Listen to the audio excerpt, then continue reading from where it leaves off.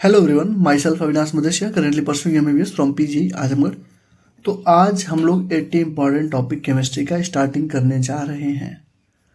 और जैसा कि आपको पता है कि फिजिकल केमिस्ट्री मैं करवाऊंगा, इनऑर्गेनिक ऑर्गेनिक धीरज करवाएगा। ठीक है, तो टॉपिक नंबर 1 से लेके टॉपिक नंबर 29 तक, मतलब 29 डेज तक लगातार 1 घंटे की क्लास होगी और 6 से 7 पीएम के बीच में ही होगी। और सारे जो मैंने आपको बता रखे हैं कि स्टार्टिंग के 5 क्लास जो होंगे वो फ्री ऑफ कॉस्ट होंगे, यूट्यूब पे सबके लिए अवेलेबल होंगे, जिससे बच्चों को आइडिया मिल जाए, डेमो मिल जाए कि कैसे क्लासेज होती हैं। ठीक, और उसके बाद वाले सारे क्लासेज जो हमारे प्राइवेट पेड ग्रुप्स हैं जहाँ पे बच्चों ने पेमेंट किया है उनको बस मिलेंगे। ठीक है, अभी तक जिन बच्चों ने नहीं ले रखा है इस बैच को, मतलब इस क्लासेस को जो लोग नहीं ले रखे हैं अभी, वो लोग एक बार हमारी रिसेंट वाली वीडियोज केमिस्ट्री 80 इंपॉर्टेंट टॉपिक वाली वीडियोज देख के कैसे लेना वो लोग ले सकते हैं। इस वीडियो को बनाने का मेन पर्पज यही है कि एक बार डेमो हम दे दें कि हम कैसे उसमें पढ़ाएंगे और कैसे क्या हमारा अप्रोच रहेगा। जो भी टॉपिक उठाएंगे उसके सारे एनसीईआरटी के questions in text, exemplar, single correct, multiple correct, AIIMS, AIEEE, JEE, जितने अच्छे अच्छे लेवल के क्वेश्चंस होंगे, मतलब पर टॉपिक 25 से 30 क्वेश्चन करवाएंगे हम लोग, प्लस उसके साथ में डीपीपी देंगे 20 से 30 क्वेश्चन का। डीपीपी आपको इस लेक्चर के बाद इसी के नीचे, इसी वीडियो के डिस्क्रिप्शन में आपको एक लिंक होगी टेलीग्राम की, वहाँ पर डीपीपी आपको मिलेगी। ठीक है, तो चलिए आइए हम स्टार्ट करते हैं। सबसे पहला जो हमारा टॉपिक है, 80 इंपॉर्टेंट टॉपिक का जो सबसे पहला हमारा टॉपिक है वो है बेसिक्स ऑफ मोल्स। क्योंकि चूंकि हम जानते हैं कि मोल ही हमारा सबसे बेस होता है। पूरे में 3 हमारे पास फिजिकल है, इनऑर्गेनिक, ऑर्गेनिक है। फिजिकल का पूरा बेस जो होता है मोल कॉन्सेप्ट होता है। इनऑर्गेनिक का जो पूरा बेस होता है केमिकल बॉन्डिंग होता है। ऑर्गेनिक का जो पूरा बेस होता है वो जीओसी होता है। तो आज हम लोग फिजिकल स्टार्ट कर रहे हैं। तो फिजिकल में हम लोग क्या पढ़ेंगे? सबसे पहले बेसिक्स ऑफ मोल्स पढ़ेंगे। ठीक है, देखो कुछ बेसिक चीज़ें हमको हमेशा ध्यान रखनी है। आपने हमेशा सुना होगा, बस माइंड को कंसंट्रेट रखना, हर एक चीज़ याद होगी और हर एक चीज़, हर एक फॉर्मूले से क्वेश्चन लगवा दूंगा। ठीक है, और क्वेश्चंस बहुत ही अच्छे तरीके से लगेंगे। मतलब जो तुम्हारे बगल वाला बच्चा अगर 1 मिनट में सॉल्व कर रहा होगा तो तुमको ऐसे ऐसे ट्रिक्स बता दूंगा कि तुम उसको विदिन 30 सेकंड, विदिन 20 सेकंड में सॉल्व कर दोगे। ठीक है, तो तुमने बार बार सुना होगा average atomic mass, relative atomic मास और ग्राम एटॉमिक मास। तुम बार बार सुनते होगे ये अलग चीज़ है, ये अलग चीज़ है, ये अलग चीज़ है। हमको उसके डेफिनेशन से मतलब ही नहीं है। हमको बस पहचानना है कि अगर ये चीज़ लिखी हुई है तो ये एवरेज एटॉमिक मास है कि रिलेटिव एटॉमिक मास है कि ग्राम एटॉमिक मास है। तो पहचानेंगे कैसे? सबसे पहला तरीका, अगर मान लो हाइड्रोजन की बात करते हैं तो हाइड्रोजन की अगर एवरेज एटॉमिक मास की अगर हम बात करते हैं तो इस सबको पता है 1.67 इंटू 10⁻⁻24 होता है। ठीक, लेकिन अगर वही तुमसे कोई बोले कि हाइड्रोजन का रिलेटिव एटॉमिक मास क्या होगा तो वो 1 AMU हो जाएगा। 1 AMU क्या होगा? 1 AMU। अगर वही कोई बोले ग्राम एटॉमिक मास बताओ तो 1 ग्राम हो जाएगा। देख रहे हो क्या हो रहा है? जहाँ पे रिलेटिव उसने पूछा उसका जो डायमेंशन है, जो यूनिट है वो कितना है? यूनिट क्या है? AMU में लिखा जा रहा है। जहाँ पे ग्राम एटॉमिक मास की उसने बात करी है वहाँ पे किस में लिखा जा रहा है? ग्राम में। तो बस ये चीज़ हमको ध्यान रखना है। जैसे मान लो उसने बोला ऑक्सीजन का बताओ एवरेज एटॉमिक मास, तो ऑक्सीजन का 16 होता है, सबको पता है। अरे हाइड्रोजन का होता है लगभग 1 के राउंड। हीलियम का कितना होता है? 4 के राउंड होता है ना। अरे ऐसे ही तो जाता है यार। ऑक्सीजन का 16 होता है, नाइट्रोजन का 14 होता है, कार्बन का 12 होता है, ऐसे ही तो होता है। एटॉमिक मास तुम लोग ने यार इतना तो पढ़े होगे यार पीरियडिक टेबल में, चाहे कहीं पर भी। ये तो बेसिक चीज़ है कि ऑक्सीजन का 16 होता है, नाइट्रोजन का 14 होता है। ये तो तुमने बेसिक पढ़ा होगा ना। हाइड्रोजन का 1.67 अराउंड 1 के अराउंड हो जाता है। तो बस हमको डाटा देखना है, हमको बस यूनिट देखना है कि वो है क्या। जैसे मान लो AMU लिखा तो रिलेटिव एटॉमिक मास है, तुरंत समझ जाना। और ग्राम में लिखा तो ग्राम एटॉमिक मास है, तुरंत समझ जाना। ठीक, और जैसे हाइड्रोजन का 1.67 इंटू 10⁻24 है, वैसे किसी ने पूछा कि भैया ऑक्सीजन का बताओ, तो ऑक्सीजन का कितना होता है? 16 होता है। किसके रेफरेंस में बनाते हैं? हाइड्रोजन के रेफरेंस में। कोई भी तुम डाटा लिख रहे हो तो हाइड्रोजन के रेफरेंस में तो लिखते हो, तो 16 इंटू हाइड्रोजन वाला मल्टीप्लाई कर दो 1.67 इंटू 10⁻24, तो ये ऑक्सीजन का हो जाएगा। यही तुमसे कोई पूछे बताओ रिलेटिव में क्या होगा, तो उसका क्या होगा? AMU, तो 16 AMU हो जाएगा। ग्राम में क्या हो जाएगा? 16 ग्राम हो जाएगा। तो मेरे कहने का बस यहाँ पे इतना मतलब था कि रिलेटिव एटॉमिक मास अगर पूछेगा तो इसके यूनिट में AMU लिखा होगा, और अगर ग्राम एटॉमिक मास पूछेगा तो इसके यूनिट में ग्राम लिखा होगा। यहाँ तक आई थिंक सबको क्लियर हो गया होगा। ठीक, अब देखो जो राम होता है, मतलब जो रिलेटिव एटॉमिक मास होता है वो यूनिट लेस होता है। रिलेटिव का मतलब क्या हो गया? किसी के सापेक्ष में, किसी के रिफरेंस में। तो अगर मान लो मैं 1 किलो चीनी ले रहा हूँ, ठीक है, ठीक, 5 किलो सर्फ ले रहा हूँ, ठीक है, तो तुम देख रहे हो ये जो किलो किलो है ना वो कट जाएगा। क्यों? क्योंकि दोनों का यूनिट सेम है। इसलिए बोलते हैं कि जो रिलेटिव एटॉमिक मास होता है वो यूनिटलेस होता है। याद कर लो, relative atomic mass is unitless. अभी तक कभी पूछा नहीं गया, लेकिन कभी पूछेगा तो याद आ जाएगा, काम आ जाएगा। ठीक, अब देखो एटॉमिक मास या मॉलिक्यूलर मास अभी बताया हूँ तुमको कि जैसे कार्बन है तो 12 mu होगा, H2O है तो 18 mu। कैसे होगा? H का होता है 1, तो 2 है तो 1 × 2 कितना हुआ? 2 हुआ। और ऑक्सीजन का 16 होता है तो 18 mu हो गया। ये तो बेसिक चीज़ है, तो बेसिक से भी बेसिक चीज़ है। जैसे मान लो नाइट्रोजन है तो नाइट्रोजन कितना हुआ? 14 हुआ। तो मान लो कहीं पे लिखा है N2O तो कितना होगा? नाइट्रोजन का 14 होता है, दो नाइट्रोजन हुए तो 28 हो गया ना, प्लस ऑक्सीजन का 16, जोड़ दो कितना हो गया। जैसे मान लो CO2 है, C का कितना होता है? 12 होता है, ऑक्सीजन का होता है 16, 16 दूना 32, 32 12 कितना हो? 44 हो गया इसका एटॉमिक मास या मॉलिक्यूलर मास। समझे? लेकिन अब यहीं पे क्या चाहता है, अगर उसने बोला कि एक्चुअल मास बताओ, एक्चुअल मास कितना होगा, एक्चुअल मास बताओ CO2 कितना होगा, एक्चुअल मास बताओ CO2 कितना होगा, तो तुम पहले लिखोगे C का कितना? 12, ऑक्सीजन 2 है तो 16 दूना 32, तो कितना हुआ? 44। तो ये जो 44 तुम लिख रहे थे ना, 44 mu, ये जो 44 mu तुम लिख रहे हो, ये एटॉमिक मास हुआ। क्या हुआ? एटॉमिक मास, या इसी को तुम मॉलिक्यूलर मास बोलोगे। लेकिन अगर उसने बोला एक्चुअल बताओ, तो एक्चुअल का मतलब AMU का, एक AMU का मतलब होता है 1.6 × 10⁻⁻24। ये कहाँ से आया? ये देखो 1.6 × 10⁻⁻24 एक AMU, मतलब एक AMU का मतलब ये होता है 1.67 × 10⁻⁻24। क्लियर हुआ यहाँ तक? कोई चीज़ समझ में आ रही है चीज़ें? मतलब एक AMU का मतलब होता है 1.67 × 10⁻⁻24। तो अगर तुमसे उसने बोला एटॉमिक मास या मॉलिक्यूलर मास, तो तुम बस सीधे ये लिखोगे, MU में लिखोगे। अगर एक्चुअल मास बोला तो जितना भी, जो भी तुम्हारा पहले का डाटा है 12, 18, 44 जो भी होगा, उसमें 1.67 × 10⁻⁻24 ग्राम से मल्टीप्लाई कर दोगे।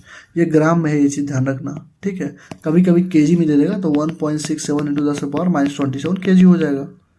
अरे भाई 1 ग्राम में कितना होता है? 10⁻³ kg होता है ना, तो कितना हो जाएगा? 10⁻27 kg हो जाएगा, केजी में पूछेगा तो। ठीक, अब देखो जैसे ऑक्सीजन का एक एटम है, तो जब भी एक एटम की बात होगी तो हमेशा AMU में आंसर लिखेंगे, और जब मोल में बात होगी तो ग्राम में लिखेंगे आंसर।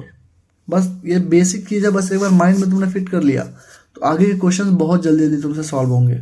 ठीक है, देखो एक एटम है तो 16 MU, और एक मोल है तो 16 ग्राम। कोई भी ऑक्सीजन की बात कर रहे हैं। ठीक है, हाइड्रोजन की बात करेंगे तो एक एटम में 1 MU, एक मोल में 1 ग्राम लिख देना।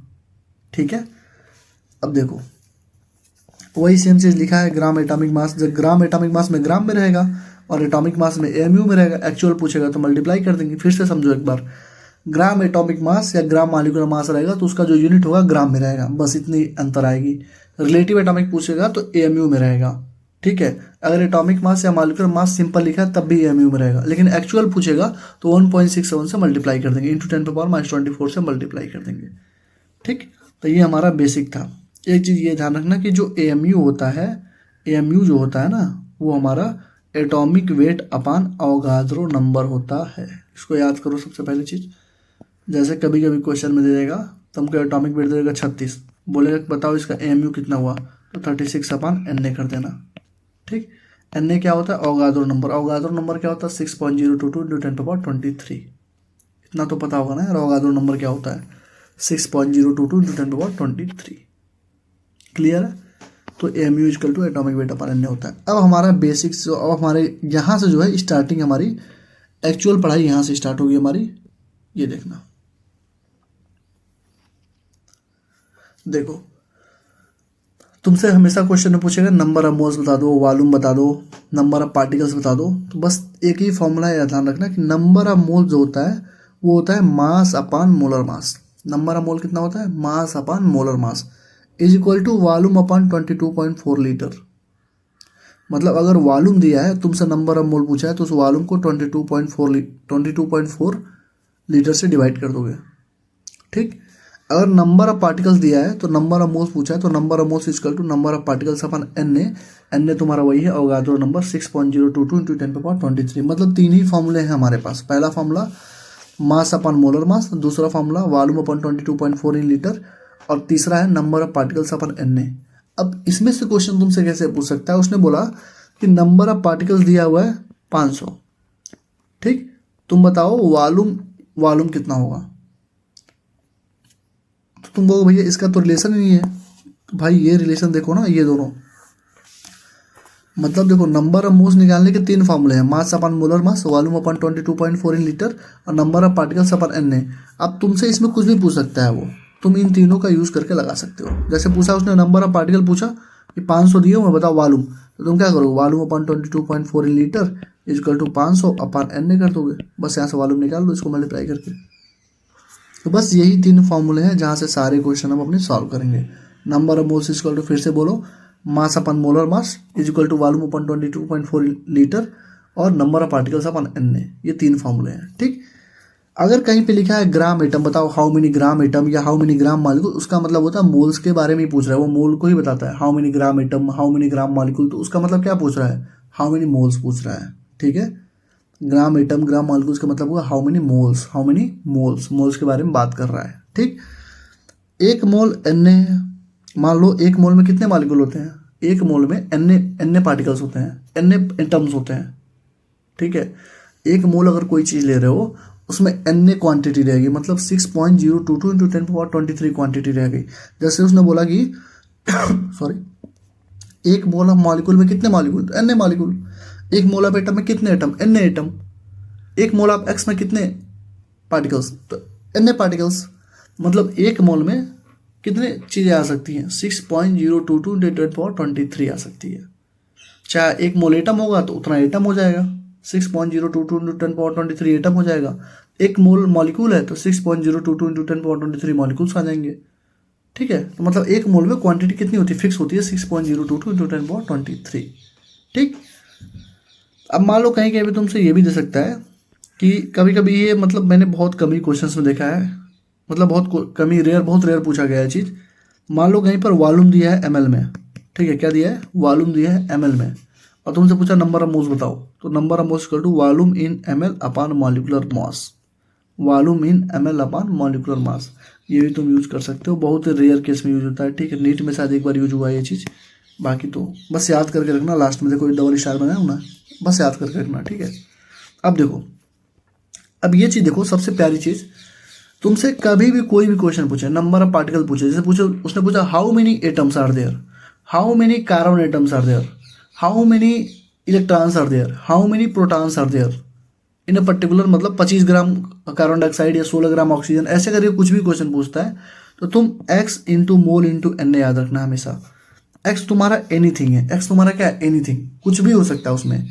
और जैसे उसने पूछा कि NH3 में how many atoms are there, तो तुम क्या करोगे, x into mole into N N तुमको मालूम है अवगाद्रो नंबर, मोल तुम्हारा लिखा होगा, मास अपान मोलर मास से निकालो, एक्स कितना होगा, एक्स होगा 4, एक्स होगा 4 कहो भैया 4 कैसे आया, तो भाई NH3 था ना, तो टोटल एटम कितने हैं, एक एटम एक और 3, ये 4 एटम हुआ ना, तो 4 से मल्टीप्लाई कर देना, इसमें 4 पुट कर देना। मतलब ये एक्स कुछ भी हो सकता है भाई। नंबर ऑफ पार्टिकल तुमसे पूछा भी, क्वेश्चन देखना कैसे सॉल्व होंगे, number of particles equal to होता है x into mole into N A.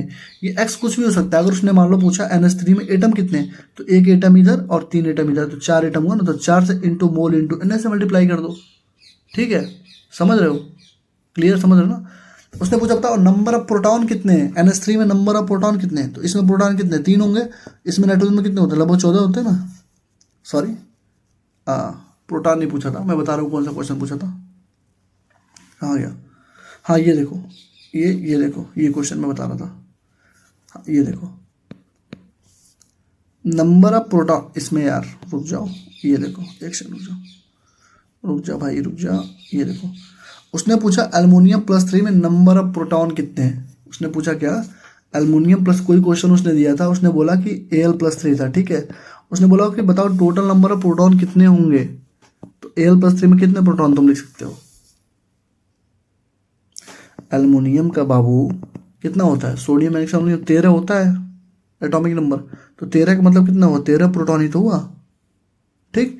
तो 13 प्रोटॉन इसमें होगा एल्युमिनियम +3 में। लेकिन जब भी उसने, अगर मान लो उसने मोल के टर्म में क्वेश्चन पूछ लिया, उसने कुछ अमाउंट दे दिया, मास दे दिया, मोलर मास दे दिया, तो वहां पर तुमसे क्वेश्चन पूछा how many protons, how many total protons are there in इतना मोल ऑफ कंपाउंड, तो इतने मोल ऑफ कंपाउंड में जब पूछेगा तो एक्स लिखना पहले, एक्स कितना था 13 हो जाएगा भैया, Al+3 ना, तो टोटल प्रोटॉन कितने कितने होंगे इसमें, 13 होंगे, 13 इंटू मोल इंटू Na, बस काम खत्म, ये क्वेश्चन तुम्हारा सॉल्व हो गया।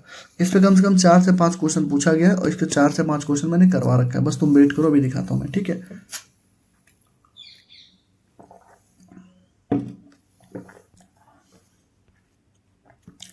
यहाँ तक आई थिंक कोई दिक्कत नहीं होगी, तुमको एक्चुअल मास समझ में आ गया होगा, रिलेटिव मास, नंबर ऑफ मोल कैसे निकालते हैं, ग्राम एटम और ग्राम मॉलिक्यूल्स किसको बोलते हैं, ठीक है, और नंबर ऑफ पार्टिकल्स निकालने का सिंपल सा फॉर्मूला। अब कुछ वन लाइनर है जिसको हमेशा ध्यान रखना।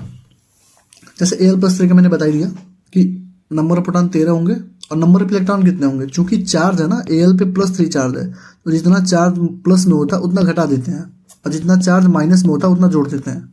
जैसे Al+3 है तो नंबर ऑफ प्रोटॉन तो तुम्हारे 13 ही हो गए, लेकिन नंबर ऑफ इलेक्ट्रॉन कितने होंगे, क्योंकि 3 चार्ज हो गया ना, इलेक्ट्रॉन का मतलब क्या, निगेटिव चार्ज, तो उसमें 3 चार्ज तुम्हारा प्लस है तो 3 उसमें से घटा दो। अरे भाई Al+3 का मतलब हुआ 13 प्रोटॉन, तो 13 प्रोटॉन, इसमें 13 इलेक्ट्रॉन भी होने चाहिए थे, लेकिन लेकिन लेकिन ये +3 है क्योंकि न्यूट्रल एटम नहीं है।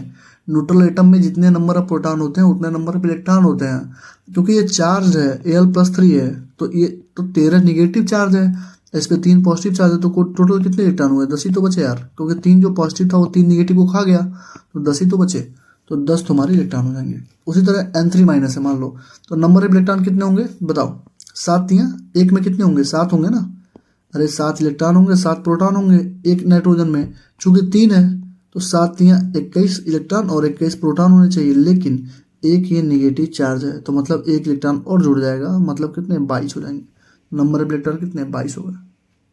क्लियर।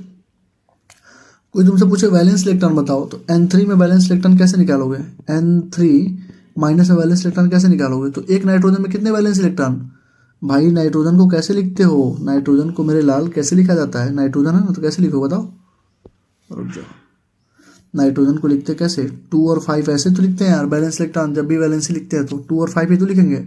ऑक्टेट पूरा करने के लिए ऐसे तो जाता है 1 2, पहले 1 फिल होता है, फिर 2 के बाद 1, 2 के बाद 2, 2 के बाद 3, ऐसे तो फिल करते हैं यार ऑक्टेट में। तो नाइट्रोजन की वैलेंस इलेक्ट्रॉन कितने होंगे, 2 और 5 होंगे, तो सबसे लास्ट में जो फिल होता है वही तो होता है वैलेंस इलेक्ट्रॉन।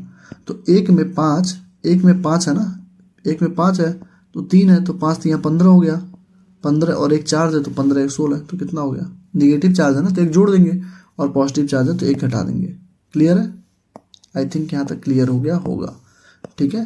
तो एल्युमिनियम वाला कंसेप्ट मतलब +3, मतलब जो चार्ज पॉजिटिव में है, नंबर ऑफ इलेक्ट्रॉन पूछेगा उतना घटा देंगे, प्रोटॉन तो बराबर रहेगा, प्रोटॉन पर कोई चेंज नहीं आएगा, और अगर निगेटिव है तो एक जोड़ देंगे, एक निगेटिव तो एक जोड़ो, एक पॉजिटिव तो एक दो जोड़ो, सॉरी 2 निगेटिव तो 2 जोड़ो, 3 निगेटिव तो 3 जोड़ो, जितना चार्ज पॉजिटिव में उतना घटा दो, जितना चार्ज निगेटिव में उतना जोड़ दो, नंबर ऑफ इलेक्ट्रॉन आ जाएगा तुम्हारा, ठीक।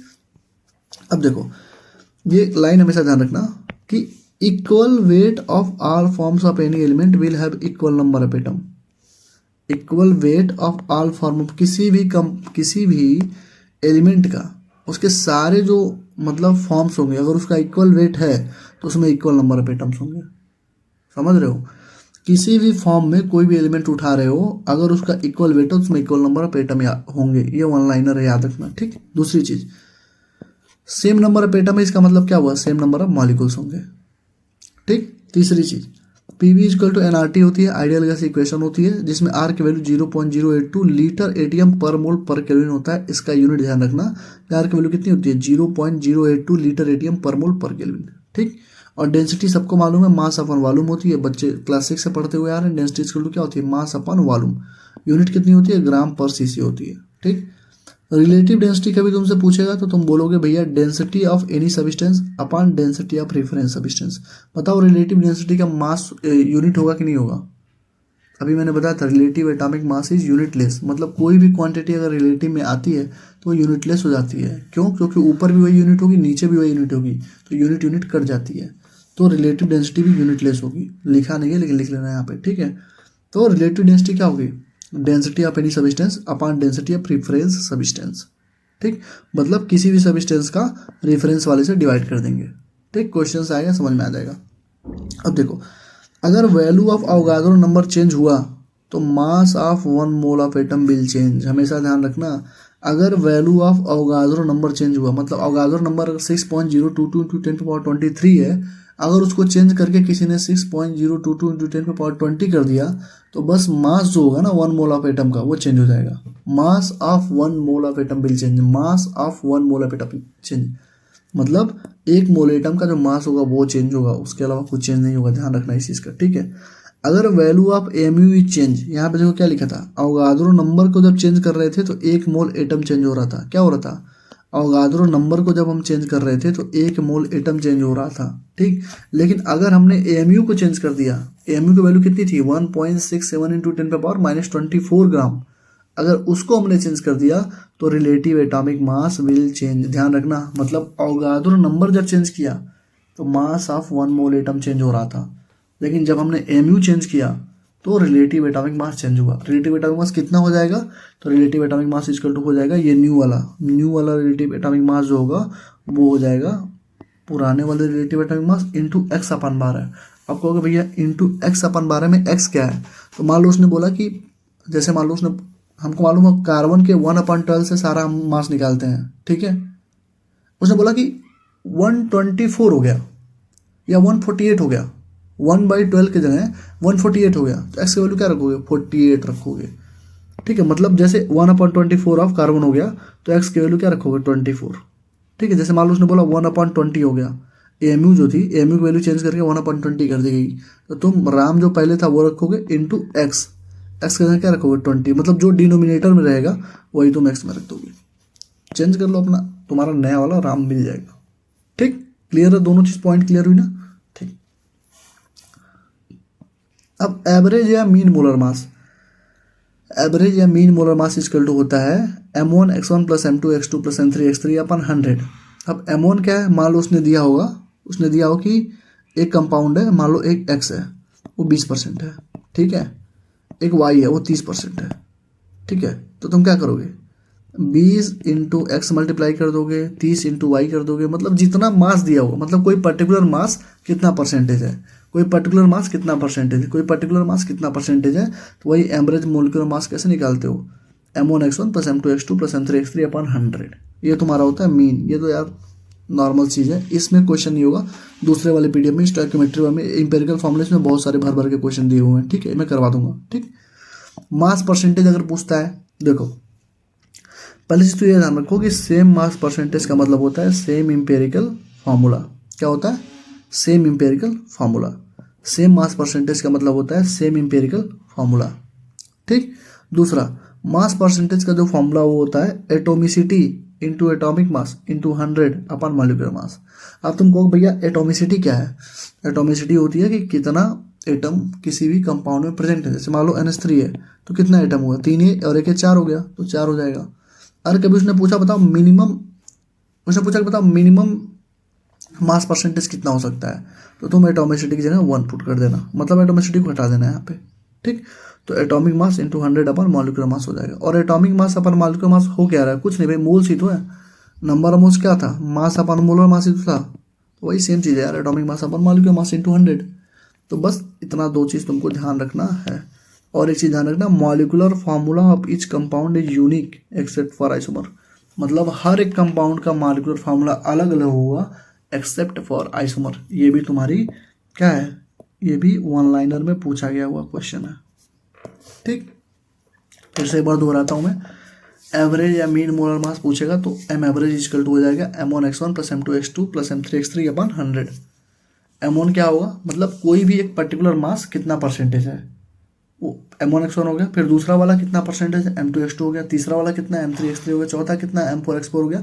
नीचे अपन 100 से मल्टीप्लाई करते हैं, क्योंकि जो परसेंटेज दिया होगा ना वो टोटल जोड़ोगे तो 100 ही आएगा। मतलब मान लो उसने दिया हाइड्रोजन दिया है 20%, ऑक्सीजन दिया है 40%, तो और रेस्ट मान लो उसने दे दिया क्लोरीन, उसने दे दिया क्लोरीन रिमेनिंग है, तो हाइड्रोजन 20% और ऑक्सीजन 40%, 60 हो गया, तो 40% कितना क्या बचा, क्लोरीन ही बचा, तो उसको ऑटोमेटिक हम 40 मान लेंगे, तो वही हो गया m1x1 plus m2x2 plus m3x3 अपन 100, ये एवरेज हो गया। मास परसेंटेज पूछेगा तो atomicity into atomic mass into 100 अपन मॉलिक्यूलर मास, फॉर्मूले बस याद करो, ठीक। और अगर उसने मिनिमम पूछा तो एटोमिसिटी को हटा के 1 कर देना, मतलब उसको हटा ही देना एटोमिसिटी को, ठीक है। और मॉलिक्यूलर फार्मूला हर एक कंपाउंड का यूनिक होता है एक्सेप्ट फॉर आइसोमर, ठीक। अब देखो अवोगाद्रो लॉ बोलता है कि अगर 1 लीटर किसी गैस में कंटेंस हो रहा है n molecule then x litre of any gas under same condition will contain x n molecule. मतलब कह रहा है कि अगर 1 लीटर में n मॉलिक्यूल है तो x लीटर में x n मॉलिक्यूल्स होंगे। मतलब 1 लीटर में n मॉलिक्यूल है तो 2 लीटर में 2n मॉलिक्यूल होगा, 3 लीटर में 3n मॉलिक्यूल होगा, 5 लीटर में 5n मॉलिक्यूल होगा। ये अवगाद्रो लॉ बोलता है। ठीक है, ये क्या बोलता है कि अगर 1 लीटर गैस कंटेन कर रहा है n molecules then x litre of gas will contain xn molecule. मतलब 1 लीटर में n है तो 2 लीटर में 2n होगा, 3 लीटर में 3n, 4 लीटर में 4n, 5 लीटर में 5n, ऐसे करके मतलब वो कंटेन करेगा वो सेम गैस। स्पेसिफाइड होनी चाहिए कि कंटेनर की जो टेम्परेचर है, प्रेशर है, सब सेम है, प्रेशर सेम है अंडर द सेम कंडीशन, मतलब दोनों जगह पे सेम है। ठीक है, ध्यान रखो 1 लीटर में अगर x लीटर में अगर 1 लीटर में अगर n मॉलिक्यूल है 2 लीटर में 2n होगा, 3 लीटर में 3n होगा, 4 लीटर में 4n होगा, मतलब बढ़ता जाएगा ऐसे। ठीक है, और जो मोलार रेशियो होता है वो मोल्स के रेशियो को ही बोलता है। अगर उसने कभी पूछा फाइंड मोलार रेशियो तो हमें मोलैरिटी मत निकालने लगना। मोलार रेशियो का मतलब होता है मोल्स रेशियो। ठीक है, तो मोलार रेशियो का मतलब क्या, मोल्स रेशियो का। ठीक, और अभी तुमको बताया था मैंने क्या, 22.4 लीटर होता है ना, number of moles equal to क्या होता है, वॉल्यूम अपॉन 22.4 इन लीटर। ठीक, ये तो जो वॉल्यूम होगी लीटर में रखेंगे। ठीक है, यही तो बताया था मैंने, मोल्स इक्वल टू क्या था, वॉल्यूम अपॉन 22.4, जो वॉल्यूम होगी वो लीटर में होगी। ठीक, तो वही चीज़ यहाँ पे लिखी जा रही है कि 22,400 CC of any molecule will contain N A molecule. मतलब ये तुम्हारा क्या था, लीटर में था 22.4। ठीक है, अब इसी को तुम 22,400 लिख दो, ये तुम्हारा क्या ml में खत्म हो जाएगा। ठीक है, सीसी में आ जाएगा, क्यूबिक सेंटीमीटर में। ठीक, तो वही लिखा हुआ है 22,400 CC of any molecule will contain N A molecule. ठीक, एक क्वेश्चन तुम्हारे नीट में पूछा गया होगा मॉलिक्यूलर वेट ऑफ वायरस बताने के लिए। ठीक है, देखो तुमको बता दूं ऐसे क्वेश्चन पूछे तो नहीं जाएंगे, लेकिन अगर कभी पूछे गए तुमसे तो तुम हमेशा ध्यान रखना, ये एक बार उस नीट में पूछा गया कि volume upon specific volume. Specific volume शायद उस क्वेश्चन में दिया रहेगा। ठीक है, वॉल्यूम तुम निकाल लेना, सिलेंडर फॉर्म में पूछता है तो सिलेंडर का भी क्वेश्चन आएगा तो मैं सॉल्व करा दूंगा। अभी के लिए बस ध्यान रखो कि मॉलिक्यूलर वेट ऑफ वायरस जो था volume upon specific volume into N A था। ठीक, ऐसे क्वेश्चन पूछे नहीं जाएंगे, लेकिन हम करके चलेंगे एक बार। ठीक, वेपर डेंसिटी इक्वल टू होता है molar mass by 2। Vapour density क्या होती है, मोलर मास बाई 2। मान लो मोलर मास दे दिया 56। ठीक, उसने बोला वेपर डेंसिटी बताओ, तो वेपर डेंसिटी हो गया 56/2, मतलब कितना हो गया, 28 हो गया। ठीक, अब बोलेगा बताओ ये जो 28 था वो कौन सा कंपाउंड हो सकता है, तो भाई N2 हो सकता है, क्योंकि N2 का तो 28 ही होता है ना यार। समझ रहे हो, ऐसे करके क्वेश्चन पूछता है। मतलब वेपर डेंसिटी पूछा तो मोलर मास अपॉन 2, या फिर weight of certain volume of substance और weight of same volume of hydrogen. मतलब देखो हाइड्रोजन के रेफरेंस में तुम किसी भी सब्सटेंस का तुम रेशियो निकाल दो, वो भी तुम्हारा वेपर डेंसिटी आएगा। लेकिन ऐसे क्वेश्चन तो नहीं पूछे जाएंगे, लेकिन ये जरूर पूछा गया है कभी कभी, vapour density molar mass upon 2 होता है। ये तुमको कई जगह पे पूछा गया है, सॉल्यूशन वाले चैप्टर में कई बार पूछा गया है। ठीक, तो हमको ध्यान रखना है वेपर डेंसिटी इक्वल टू क्या होता है, मोलर मास अपॉन 2, तो wait of certain volume of substance upon weight of same volume of hydrogen, ये चीज़ें होती हैं। ठीक है, तो ये हमारा सारा फॉर्मूला वाला जो पोर्शन था और जितने थियोरेटिकल पोर्शन थे वो सारे हमारे खत्म हो गए। ठीक, ठीक है, अब हम चलते हैं क्वेश्चन प्रैक्टिस की तरफ। अगर कोई बच्चा थोड़ा सा रुक के 5 मिनट 10 मिनट रुक के तब आना चाहता है तो आ सकता है। मतलब 10 मिनट रुक जाओ, एक बार सारे फॉर्मूले अच्छे से रिवाइज कर लो, मैंने क्या क्या बोला एक बार रिकैप करके सुन लो। ठीक है, उसके बाद आ सकते हो क्वेश्चन प्रैक्टिस के लिए। अगर तुम्हें लग रहा है कुछ तुम्हारा छूट रहा है, मिस हो रहा है, तो एक बार 10 मिनट रुक के एक बार फिर से रीडिंग कर लो, एक बार फिर से पढ़ लो, 10 मिनट रुक के सारे फॉर्मूले जो मैंने थ्योरी वगैरह बताए हैं एक बार माइंड में कंसंट्रेट कर लो, फिर क्वेश्चन प्रैक्टिस पे आना। ठीक है, मैं करवा रहा हूँ क्वेश्चन प्रैक्टिस, लेकिन तुम 10 मिनट बाद भी आ सकते हो। एक बार पूरा थ्योरी पढ़ लो, जैसे जो भी थ्योरी था ना इस पेज में, एक बार पूरा पीछे करके पढ़ सकते हो, कोई दिक्कत नहीं होगी। ठीक, इसकी जो PDF होगी टॉपिक नंबर 1 to 5 की PDF, वो तो मैं इसके टेलीग्राम चैनल जो भी इसका लिंक है ना डिस्क्रिप्शन में वहीं पे डाल दूंगा, और DPP की भी जो लिंक DPP जो आएगी वहीं पे आएगी। ठीक है, तो ये एक बार तुम लोग 10 मिनट रुक के पढ़ लो, फिर मैं क्वेश्चन प्रैक्टिस स्टार्ट करवाता हूँ। ठीक है, 10 मिनट रुक के जो भी बच्चों को डाउट है पढ़ लो, नहीं तो बाकी जिनको कोई डाउट नहीं है, जो पहले से पढ़े हुए मूल कंसेप्ट, वो भाई आ जाओ, लाइन में लगे रहो, लगातार करवाते हैं। ठीक है, चलो स्टार्ट करते हैं, पानी पी लूँ मैं। ठीक है, तो चलो अपना पहला क्वेश्चन हम वो स्टार्ट करते हैं। सबसे आसान क्वेश्चन, सबसे बेसिक क्वेश्चन कह रहा है calculate the molecular mass of glucose. Glucose का फॉर्मूला क्या दिया हुआ है, C6H12O6। अब कह रहा है इसका मॉलिक्यूलर मास बताओ। मॉलिक्यूलर मास यार कितनी आसान चीज है, ये देखो बताओ, एक कार्बन का कितना मॉलिक्यूलर मास होता है, कहो भैया 12 होता है, तो कितने हैं 6 हैं, तो 12 × 6। ठीक, एक हाइड्रोजन का कितना होता है, एक होता है, तो 12 है तो कितने हुआ, 12 हुआ। एक ऑक्सीजन का कितना होता है, 16 होता है, तो यहाँ पे कितने अच्छे हैं, यही तो हुआ यार, यही तो हुआ यार, मॉलिक्यूलर मास यही तो होता है। कार्बन का कितना होता है, 12 होता है, हाइड्रोजन का कितना होता है, 1 होता है, और ऑक्सीजन का कितना 16 होता है, नाइट्रोजन का कितना होता है, 14 होता है। अगर किसी को इसमें भी दिक्कत है यार कि मास ही उसको पता ना हो, एटॉमिक नंबर ना पता हो, एक बार पीरियडिक टेबल जो है ना, जो 10 रुपये में आती है, उसको खोल के चिपका लेना, उसमें देख लेना कि एटॉमिक नंबर एटलीस्ट 1 से 30 तक के एटॉमिक नंबर तुमको याद होने चाहिए विथ मास, उसका मास कितना होता है, और मेन और उसके आगे के भी मेन, जैसे निकल का क्या होता है, आयरन का क्या होता है, सिल्वर का क्या होता है, गोल्ड का क्या होता है, क्योंकि ये चीज़ें बार बार पूछी जाती हैं। ठीक है, इतनी तुम्हें चीज़ें आनी चाहिए।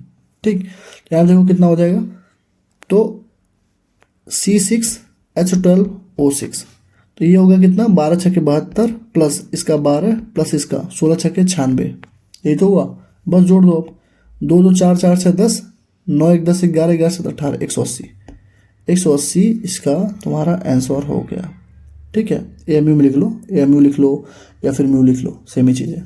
ठीक है, 180 AMU। उसने अगर मान लो इसी में उसने पूछा होता एक्चुअल बताओ, एक्चुअल मास बताओ, एक्चुअल मास क्या तुम करते, 180 इंटू 1.67 इंटू 10⁻⁻24 ग्राम में आ जाता है ये आंसर। समझ में आई ना चीज़ें कैसे करनी है, बेसिक क्वेश्चन है एकदम ये। और वैसे भी सबको पता होता है कि ग्लूकोज का कितना होता है, 180 होता है। ठीक है, बेसिक क्वेश्चन एकदम। ठीक, अगला क्वेश्चन देखो, कह रहा है कैलकुलेट, सारे क्वेश्चन देखो NCERT इन टेक्स्ट के हैं, एग्जाम्पल के हैं, एग्जाम्पलर के हैं, PYQ के हैं, नीट के, और अच्छे अच्छे कोचिंग्स के, अच्छे अच्छे मतलब प्रीवियस एग्जाम्स के हैं। ठीक, दूसरा क्वेश्चन देखो, कैलकुलेट द मोलर मास, फिर से मोलर मास पूछा, तो भैया H2O का मोलर मास कोई बताएगा क्या मुझे, H2O का मोलर मास, अरे भाई 18 होता है, सबको याद भी होता है, निकाल देता हूँ भाई। H2O हाइड्रोजन का होता है 1, 2 हाइड्रोजन तो कितना हुआ, 2 हुआ, ऑक्सीजन का 16 तो कितना हो गया, 18 हो गया।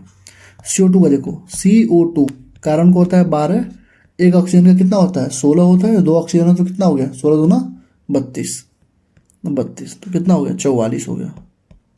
CH4 का देखो भैया, कार्बन का होता है 12, कार्बन का होता है 12, हाइड्रोजन का हो गया 4, क्योंकि 4 हाइड्रोजन है ना यार, एक हाइड्रोजन का 1 होता है, तो 4 हाइड्रोजन का 4 हो गया यार, सिंपल सा मैथ है ये तो आता ही है, 16 हो गया। ठीक, 12 4 16 खत्म, ये तुम्हारा मोलर मास खत्म हो गया। ठीक, मोलर मास किस में लिखोगे, देखो number of moles equal to क्या होता है, बोलो, mass upon molar mass. Clear हो, तो मोलर मास का फॉर्मूला क्या, यहाँ से क्या निकल के आया हमारे पास, mass upon number of moles, यही तो निकल के आया भाई। तो मास का क्या होता है, ग्राम होता है, इसका होता है मोल, तो क्या हो जाएगा, ग्राम पर मोल, मतलब ग्राम पर मोल, ग्राम पर मोल, ग्राम पर मोल।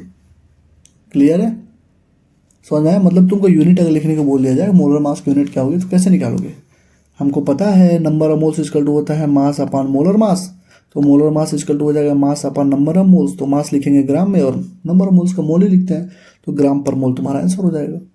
ठीक है, दोनों क्वेश्चन आई थिंक भाई मोलर मास वाले थे, ये तो बेसिक क्वेश्चन थे, समझ में आ गया होगा। तीसरा देखो, कह रहा है number of moles of carbon atom. अब ध्यान रखना है, यहाँ पे C2H6 है, पहला लगवा रहा हूँ। ठीक, C2H6 है, कह रहा है number of moles of carbon atom बताओ। ये ऐसे नहीं पूछ रहा है कि मतलब मास दिया है, मोलर मास दिया है, तब तुमको नंबर ऑफ मोल्स निकालना है मास अपॉन मोलर मास से। ये सिंपल सा पूछ रहा है, बताओ number of moles of carbon atom कितने होंगे, कितने में, 3 मोल्स में। मतलब अगर 3 मोल हमारे पास इथेन है, 3 मोल C2H6 है, तो बताओ कितने number of moles of carbon atom होंगे। तो मुझे तो साफ साफ दिख रहा है कि 3 मोल में, 3 मोल इथेन में, देखो यहाँ देखो, 1 मोल इथेन अगर है तो उसका फॉर्मूला क्या है, C2H6। क्लियर हो, C2H6 से तो 1 मोल अगर है तो उसका फॉर्मूला क्या है, C2H6 है। तो 1 मोल में कितने एटम है, 1 मोल में कितने कार्बन के एटम है, तो कहो भैया 2 कार्बन के एटम है, देखो C2 है ना, 2 कार्बन के एटम, तो 3 मोल में कितने होंगे यार, 3 मोल में कितने होंगे, 6 कार्बन के एटम, तो कितना आंसर हो गया, 6 हो गया। फिर से समझो, एक बार फिर से समझो, फिर से समझा रहा हूँ, ध्यान समझो। C2H6 है, ठीक है, इसमें 2 कार्बन है और 6 हाइड्रोजन है। ठीक, ये 1 मोल में इतनी चीज है।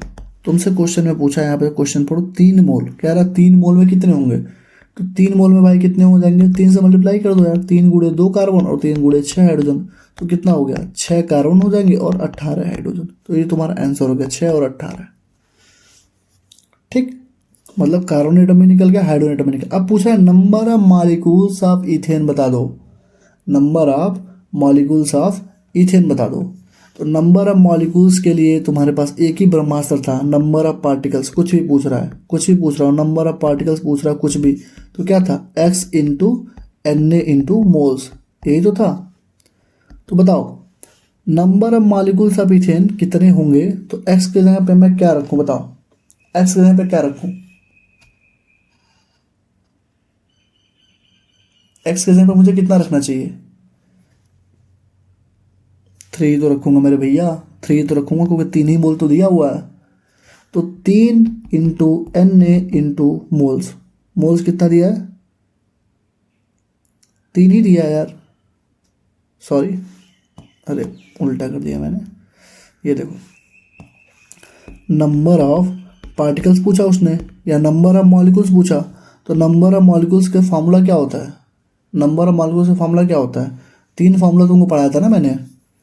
अरे भैया जगह नहीं है क्या, रुक जाओ फिर से रिवाइज करो। मोल्स इक्वल टू होता है क्या, मास अपान मोलर मास, पहली चीज़ ये ध्यान रखना। ठीक, दूसरा होता है वॉल्यूम इन लीटर अपॉन 22.4, तीसरा होता है क्या, number of particles upon N ए।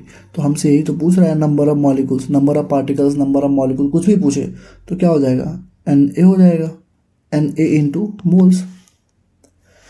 मैंने तुमको बस एक ही चीज़ समझा रखी थी, कुछ भी पूछे तीनों में से तुम यूज़ करके इंटरचेंज करके तुम सॉल्व कर सकते हो। हमको दिया हुआ डाटा देखो, हमको 3 मोल था, मतलब हमको मोल्स का डाटा दिया हुआ है, हमसे ये पूछ रहा है, तो मैं क्यों ना इन दोनों को मतलब इन दोनों को कंपेयर कर दूं, इन दोनों फॉर्मूले को। हमको मोल्स दिया हुआ है, 3 मोल्स है, हमसे पूछ रहा है नंबर ऑफ मॉलिक्यूल्स, तो number of molecules equal to क्या हो जाएगा, number of molecules upon N A equal to moles. तो यहाँ से हमारा क्या फॉर्मूला बन के आएगा भैया बताओ, ये लो, तो number of particles equal to यहाँ पे लिखा तो हूँ मैं, number of particles equal to क्या हो जाएगा, मोल्स इंटू एन ए, और यही सेम चीज़ था इंटू एक्स कर दोगे तो कुछ भी पूछा। मान लो उसने पूछा कि कार्बन एटम कितने, मान लो उसने इसमें पूछा होता कि number of molecules of ethane में कार्बन एटम्स कितने हैं, नंबर ऑफ मॉलिक्यूल्स में, मोल्स में नहीं, नंबर ऑफ मॉलिक्यूल्स में, तो कार्बन एटम ऑलरेडी 2 थे तो 2 से मल्टीप्लाई कर देते तुम, एक्स का हो जाता, x into moles into N A हो जाता। यहाँ पे कुछ पूछा नहीं है तो मोल्स इंटू एन ए सीधे रख दिया। मोल्स कितने हैं, 3 है, और एन ए तुमको मालूम है कितना होता है, बताओ, 3 गुणे 6.022 इंटू 10⁻23, तो 3 चक्के 18 के राउंड इसका आंसर हो जाएगा। क्लियर हो, यहाँ तक कोई दिक्कत, यहाँ तक कोई दिक्कत हो अगर किसी को तो पूछ लेना, ठीक है।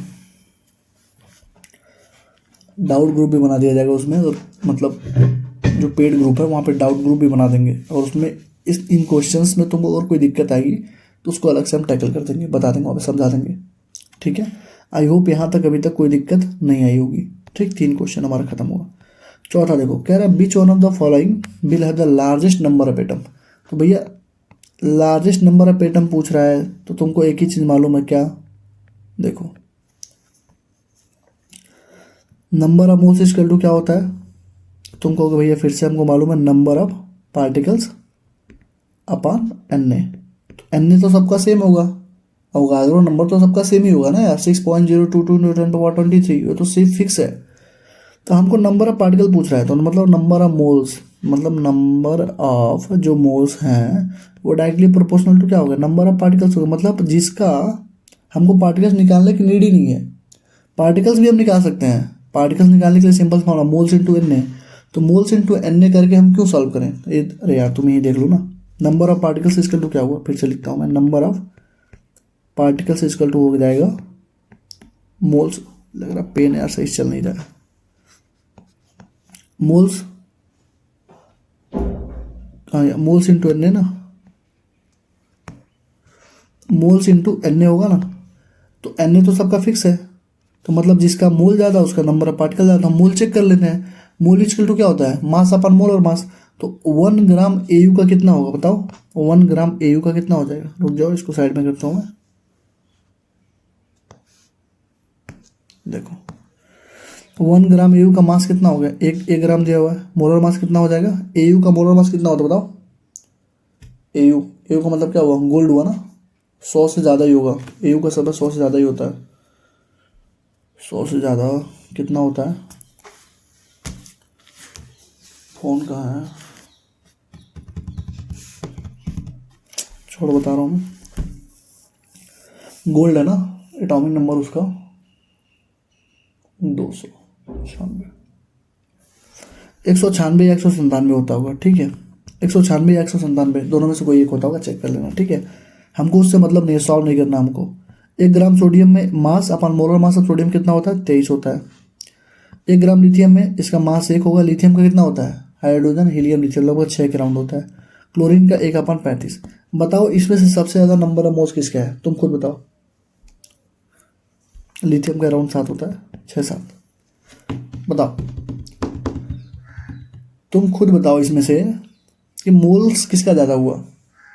हमको इतना मालूम हो गया कि एन सबका सेम है, तो जितना मोल्स होगा उतना पार्टिकल्स, मैं मोल्स ही निकाल लेता हूँ। Moles equal to mass upon molar mass, mass सबका 1-1 ग्राम दिया हुआ है, तो 1 ग्राम एयू का मतलब 1 अपन एयू का मोलर मास 197, 1 ग्राम सोडियम का मतलब 1/23, और 1 ग्राम लिथियम का मतलब 1/7, और 1 ग्राम Cl2 मतलब 1/35। अब तुम बस इतना बता दो मुझे कि किसका छोटा है, मतलब किसका ज़्यादा है, किसका बड़ा है। तो 1/196 ये तो बहुत छोटा हो जाएगा, 1/23 ये भी छोटा हो जाएगा, 1/7 और 1/35 मतलब सबसे बड़ा किसका हुआ, 1 ग्राम लिथियम इसका आंसर होगा। क्यों, क्योंकि जिसका डिनोमिनेटर जितना छोटा होगा उस वैल्यू उतनी बड़ी आएगी। जैसे मान लो 100 है, 100/5 है और 100/20 है, इसको सॉल्व करोगे तो 20 आएगा, इसको सॉल्व करोगे तो 5 आएगा। बताओ कौन बड़ा है, ये बड़ा है ना ऊपर वाला। इसका मतलब क्या होता है, जिसका डिनोमिनेटर जितना छोटा होता है, क्योंकि डिनोमिनेटर देखो सबका बराबर है, 1-1-1-1, तो डिनोमिनेटर जितना छोटा होगा उतनी वैल्यू बड़ी आएगी, ठीक है। अब 1/196 करोगे तो बहुत छोटी वैल्यू आएगी, 1/23 करोगे तो वो भी छोटी आएगी, 1/35 करोगे तो वो भी छोटी आएगी, लेकिन 1/7 करोगे तो बाकी सबसे बड़ी आएगी। मतलब डिनोमिनेटर जितना छोटा आएगा उतनी वैल्यू ज़्यादा आएगी। तो 1 ग्राम लिथियम का मतलब कितना, 1 ग्राम लिथियम 1/23 सॉरी 1/7 हुआ, 1/7 की वैल्यू सबसे ज़्यादा है, तो मतलब नंबर ऑफ मोल ज़्यादा हो गए सबसे, तो नंबर ऑफ एटम भी सबसे ज़्यादा होंगे। क्लियर है यहाँ तक, आई होप यहाँ तक आपको कोई दिक्कत नहीं हो रही होगी, ठीक है, यहाँ तक कोई दिक्कत नहीं है ना, ठीक। चलो आंसर की से आंसर मिला लिया जाए भैया, गलती ना हो जाए। क्वेश्चन नंबर 4 है ना, क्वेश्चन नंबर 4, 1 2 3 4 लिथियम का सबसे ज़्यादा है, ठीक है। देखो ये एनसीईआरटी का क्वेश्चन स्टार्ट हो गया हमारा। कह रहा है what will be the mass of 112C atom in gram. 12C लिखने का मतलब होता है कि कार्बन के 3 आइसोटोप होते हैं, 12 भी होता है, कार्बन 13 भी होता है, कार्बन 14 भी होता है। तो जब तक कुछ लिखा ना हो हम कार्बन 12 ही मान के चलते हैं, लेकिन इसमें 12 इसने मेंशन किया तो और अच्छी बात है, ठीक है। कह रहा बताओ mass of 1 carbon atom in gram में कितना मास होगा 1 कार्बन एटम का। तो मुझे बस इतना बता दो कि अगर मैं तुमसे पूछूं कि 1 मोल, या मतलब कुछ भी पूछा जाए कि मतलब एक 12 ग्राम लिखा तो 12 ग्राम, 12 जो कार्बन एटम इन ग्राम है उसका मतलब होता क्या है। मैंने तुमको अभी थ्योरी पढ़ाते टाइम ही बताया, कई बार तुमको बताया कि कुछ भी तुमसे बोलेगा, कुछ भी मतलब पूछेगा तो 6.022 उसने बोला कि 1 मोल, तो मतलब उसमें कितना हुआ 6.022 इंटू 10⁻23 हुआ। उसने बोला 1 ग्राम एटम, उसमें कितना एटम हुआ 6.022 इंटू 10⁻23, 1 ग्राम मॉलिक्यूल, तो 6.022 इंटू 10⁻23 मॉलिक्यूल, यही तो मैंने समझाया था तुमको। तो अगर मैं इसको यहाँ पे लिख दूँ, अगर मैं यहाँ पे लिख दूँ इसको 6.022 इंटू 10⁻23 विल कंटेन कितना ग्राम, बताओ 6.022 विल कंटेन कितना ग्राम, बोलो 12 ग्राम होगा ना।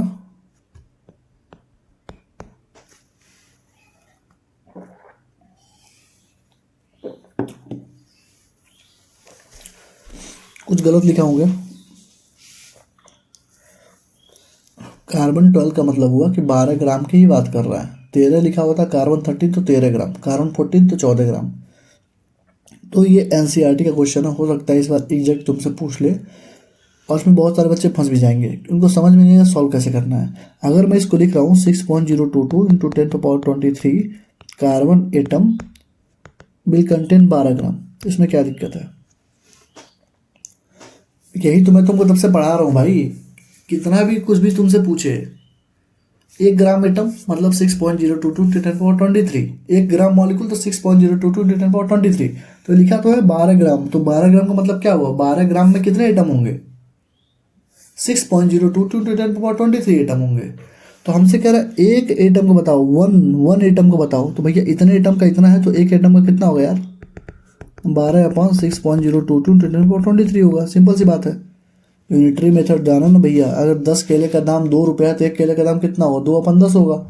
उसी तरह अगर इतने एटम का इतना ग्राम है तो एक एटम का क्या होगा? ये सारा जाकर डिवाइड हो जाएगा ना, इधर ये मल्टीप्लाई है ना भैया, इधर जाकर क्या हो जाएगा? डिवाइड हो जाएगा। ये तो बेसिक मैथ है। तो क्या हो गया? 12/6.02 × 10⁻23। तो अगर मैं इसको लिख दूं ऐसे 12/6, तो ये तो 2 से कट जाएगा ना 2 बार में, तो 2/10⁻23। अगर मैं इसको लिख दूं 2 × 10 और इसको लिख दूं 10⁻24, तो कोई दिक्कत होगी क्या? या ऊपर भी मल्टीप्लाई कर दिया 10 से, नीचे भी मल्टीप्लाई कर दिया 10 से, मैं ऊपर नीचे ना मल्टीप्लाई करके ऐसे भी लिख सकता हूँ 2 × 10⁻23। ये लो, इसका आंसर है। मतलब इतना इसका मास होगा। और ये क्वेश्चन अच्छा क्वेश्चन है, बस ये देखने में छोटा लग रहा है ना, उस टाइम पे एग्जाम का इतना प्रेशर होगा कि हालत ख़राब हो जाएगी लगाने में। ठीक है, मुझसे लगाते टाइम भी कई बार ये क्वेश्चन गलती हुआ था, मतलब समझ ही नहीं आता ये पूछ क्या रहा है। लेकिन सिंपल सा क्वेश्चन पूछ रहा है, what will be the mass of 1 carbon 12 atom in gram, एक का पूछ रहा है। तो 6.022 × 10⁻23 जो है, इतने कार्बन एटम में ही तो 12 ग्राम के बारे में लिखा। मान लो उसने पूछा 16 ऑक्सीजन इन ग्राम बताओ, 16 पे रहता, तो यहाँ पे क्या लिख देते तुम? 16 ग्राम लिख देते, क्योंकि ऑक्सीजन की बात हो रही है। ठीक है, मान लो नाइट्रोजन का पूछता, चाहे 14 ग्राम लिख देते। ऐसे इसको सॉल्व करना होता है। तो आंसर कितना होगा? 2 × 10⁻23। क्वेश्चन नंबर कितना है? 6वां है ना, 5वां, 6वां, 1 2 3 4 5, 6वां। कितना दिया भाई? आंसर की मैं लिख के लाता हूँ, ठीक है, ताकि आप फंसे ना, कोई क्वेश्चन गलती ना हो। हाँ सही है, सही है। 1.99 दिया हुआ है। 1.99 का मतलब क्या हुआ? 1.8 हुआ। 1.9 का मतलब कितना हुआ? 2 ही तो हुआ यार। चलो पहला क्वेश्चन देखो, कह रहा है calculate the number of atom in 52 moles of argon. क्या पूछा? 52 मोल्स ऑफ आर्गन। तो तुमको मालूम है number of moles is equal to, कई बार क्वेश्चन आ चुका है क्या? Number of particles upon Na। तो नंबर ऑफ पार्टिकल्स ही पूछ रहा है हमसे। नंबर ऑफ एटम मतलब क्या? Number of particles. Number of particles equal to क्या हो जाएगा? Number of particles equal to हो जाएगा number of moles into Na। Number of moles कितना दिया है? 52 मोल दिया है। Na कितना होता है? 6.022 × 10⁻23। सॉल्व कर लो इसको। क्लियर? बस एक लाइन में सॉल्व हो गया। पहला मैंने सॉल्व कर दिया, तीसरा सॉल्व कर रहा हूँ। ये पहला है, ठीक। अभी तीसरा देखो, 52 ग्राम ऑफ हीलियम में कितना होगा? तो फिर वही लिखो यार, number of particle equal to क्या? Number of moles into Na। Number of moles कितना को भैया? अरे भैया मोल्स दिया ही नहीं, मोल्स दिया ही नहीं भैया, कैसे सॉल्व करें भैया? मोल्स दिया ही नहीं बाबू, मास तो दिया है। तो number of moles equal to क्या होता है? मास अपन मोलर मास भी तो होता है यार, यहाँ से लगा लो। मास कितना है? 52 ग्राम है। मोलर मास ऑफ हीलियम कितना होगा? 4 होता है, इंटू Na। तो कितना हो गया? 13 इंटू Na हो गया। लो खत्म। मतलब 13 इंटू 6.022 × 10⁻23।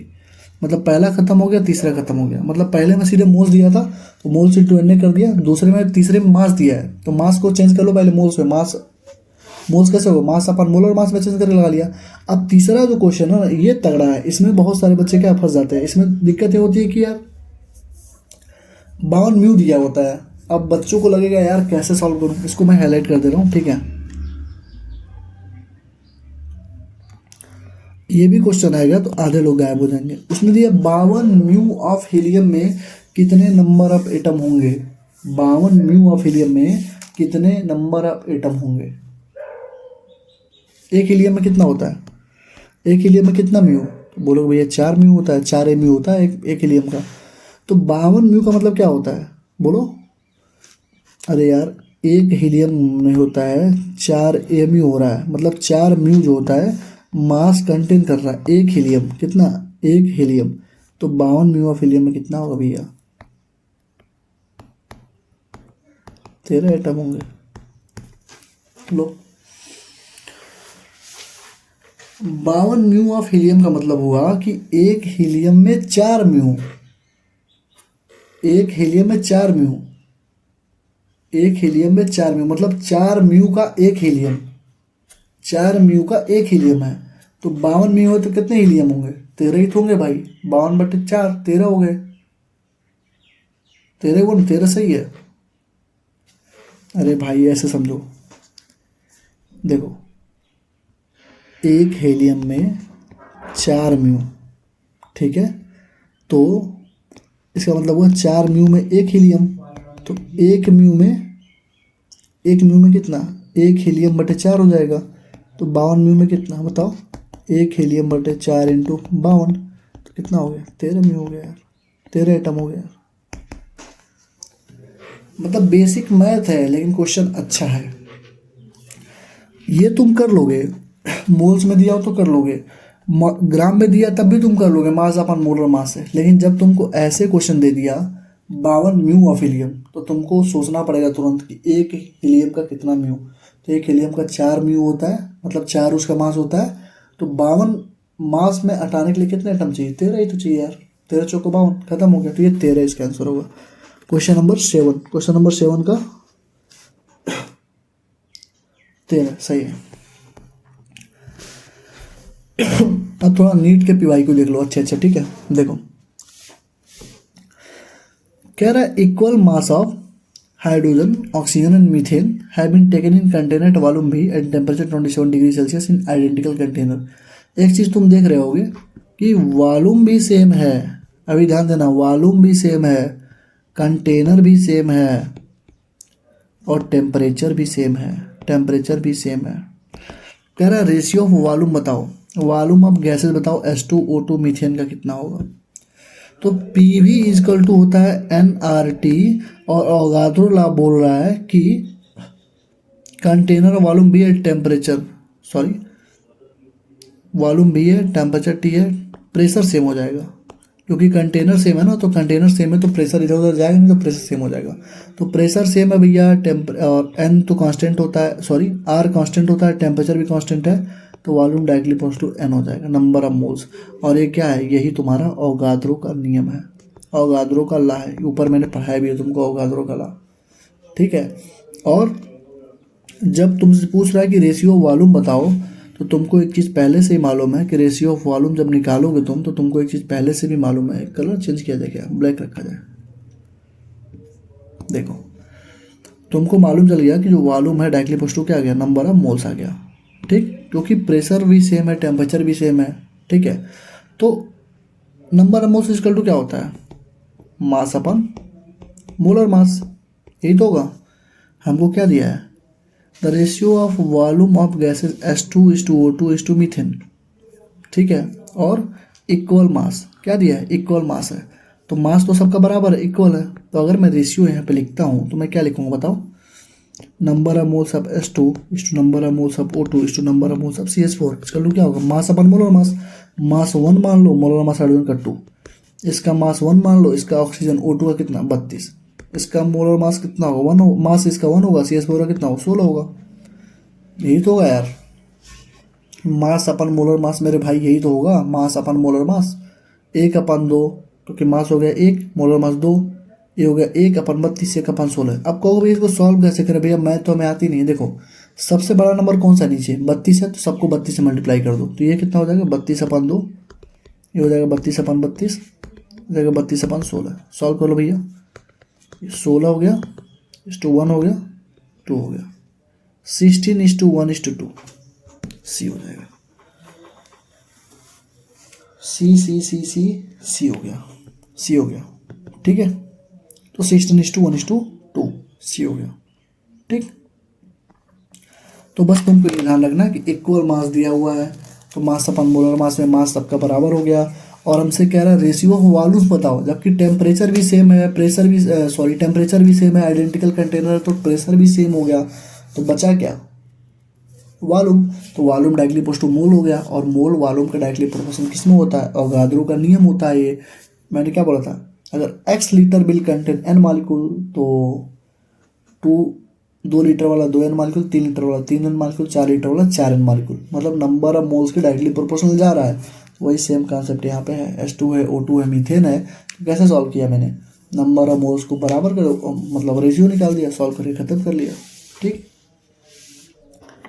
अगले क्वेश्चन पे आ जाओ।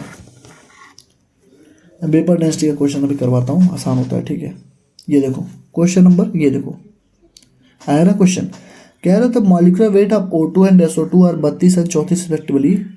ठीक है, O2 का भैया 32 होता ही है, और इसका सल्फर का 32 होता है, और O2 का 32, टोटल कितना हो गया, 64 हो गया, वही लिखा हुआ है। कह रहा 15 डिग्री सेल्सियस पे और 150 mg प्रेशर पे 1 लीटर जो है वो कंटेन कर रहा है n मॉलिक्यूल। देखिए कंसेप्ट आया कि नहीं आया, 1 लीटर में n मॉलिक्यूल है, तो कह रहा है कि सेम कंडीशन टेम्परेचर प्रेशर पे 2 लीटर कितना कंटेन करेगा, तो 2 लीटर बताओ कितना कंटेन करेगा, 2n मॉलिक्यूल। 3 लीटर कितना करेगा, 3n मॉलिक्यूल। ठीक है, 4 लीटर कितना करेगा, 4n मॉलिक्यूल।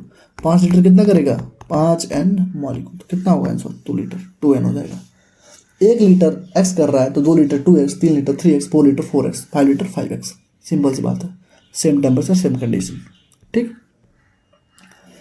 अब ये देखो भैया, ये नीट 2016 का one of the toughest question माना जा रहा था इसको, लेकिन इस पर कुछ है ही नहीं, इसमें कुछ भी नहीं, लिटरली कुछ नहीं। देखो कह रहा है 2 एलिमेंट है, एक x है और एक y है, ये कंबाइन करके बना रहा है XY2 और एक कंबाइन करके बना रहा है X3Y2, मतलब दोनों मिलके ये 2 कंपाउंड बना रहे हैं, एक कंपाउंड ये है, एक कंपाउंड बी है। ठीक, कह रहा है 0.1 मोल ऑफ XY2 जो है 10 ग्राम है। देखो 0.1 मोल जो है XY2 का वो कितना है, 10 ग्राम है। ठीक, तो 0.1 मोल का मतलब क्या होता है, नंबर ऑफ मोल्स क्या होता है बताओ, number of moles equal to 8 होता है भैया, मास अपान मोलर मास। क्लियर हो, तो कितना दिया है, 0.1 दिया है, मास कितना दिया है, 10 ग्राम। देखो भाई 0.1 मोल ऑफ XY2 वेस्ट कर 10 ग्राम, मोलर मास कितना होगा, XY2 को x प्लस 2y लिख दूं क्या, कोई दिक्कत है क्या इससे? अरे भाई x को x मान लिया और y को मैंने y मान लिया, 2y है तो 2y कर दिया, तो मोलर मास कितना हो जाए, x प्लस 2y। खत्म, ये इक्वेशन नंबर 1 बना लो। थोड़ा और इसको सॉल्व कर लो ना, ये हो जाएगा तुम्हारा 0.1 इधर मल्टीप्लाई करो x plus 0.2y equal to 10। ये पहला इक्वेशन तुम्हारा बन जाएगा यहाँ से। ठीक, 10 ही ग्राम है ना यार, हाँ सही तो है। Number of moles equal to mass upon molar mass, तो 0.1 equal to 10 upon x plus 2y। X3Y2 0.05 mole, तो इसका 0.05 मोल इक्वल टू क्या हो जाएगा, मास अपन मोलर मास। मास कितना दिया है, 9 ग्राम दिया है, और मोलर मास कितना दिया है, 3x प्लस 2y। अरे भाई 3x ये हुआ और 2y ये हुआ, ये तो है इसका मोलर मास। हमको मालूम ही नहीं है ना कितना एटॉमिक वेट है, तो हम x और y मान के चल रहे हैं, खेल ले रहे हैं यहाँ पे। ठीक, तो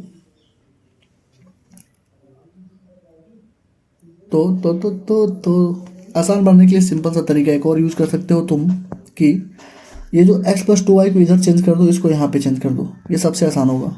ये जो है ये देखो सबसे आसान ये हो गया। सॉल्व करो कैसे भी, तुम्हारा मर्जी। देखो x plus 2y equal to कितना हो गया, 10/0.1। इसका मतलब कितना हो गया, 100 हो गया, मतलब x plus 2y equal to 100 हो गया। मैंने बस क्या किया है, इस x प्लस 2y को यहाँ भेज दिया, 0.1 को यहाँ भेज दिया, इंटरचेंज करा दिया, तो 100 हो गया। x plus 2y equal to क्या आ गया, 100 आ गया। ठीक है, तो इसको ध्यान रखना, x plus 2y equal to 100 आ गया। ठीक, अब इसको जब मैं इधर चेंज करूँगा, इंटरचेंज करूँगा, तो ये हो जाएगा 3x plus 2y equal to 9/0.05। इसका मतलब कितना हो गया, 900/5, 180 हो गया। मतलब दूसरा इक्वेशन हमारे पास क्या बना, जगह है क्या यहाँ पे, अब पेज ऐड कर देता हूँ। ठीक है,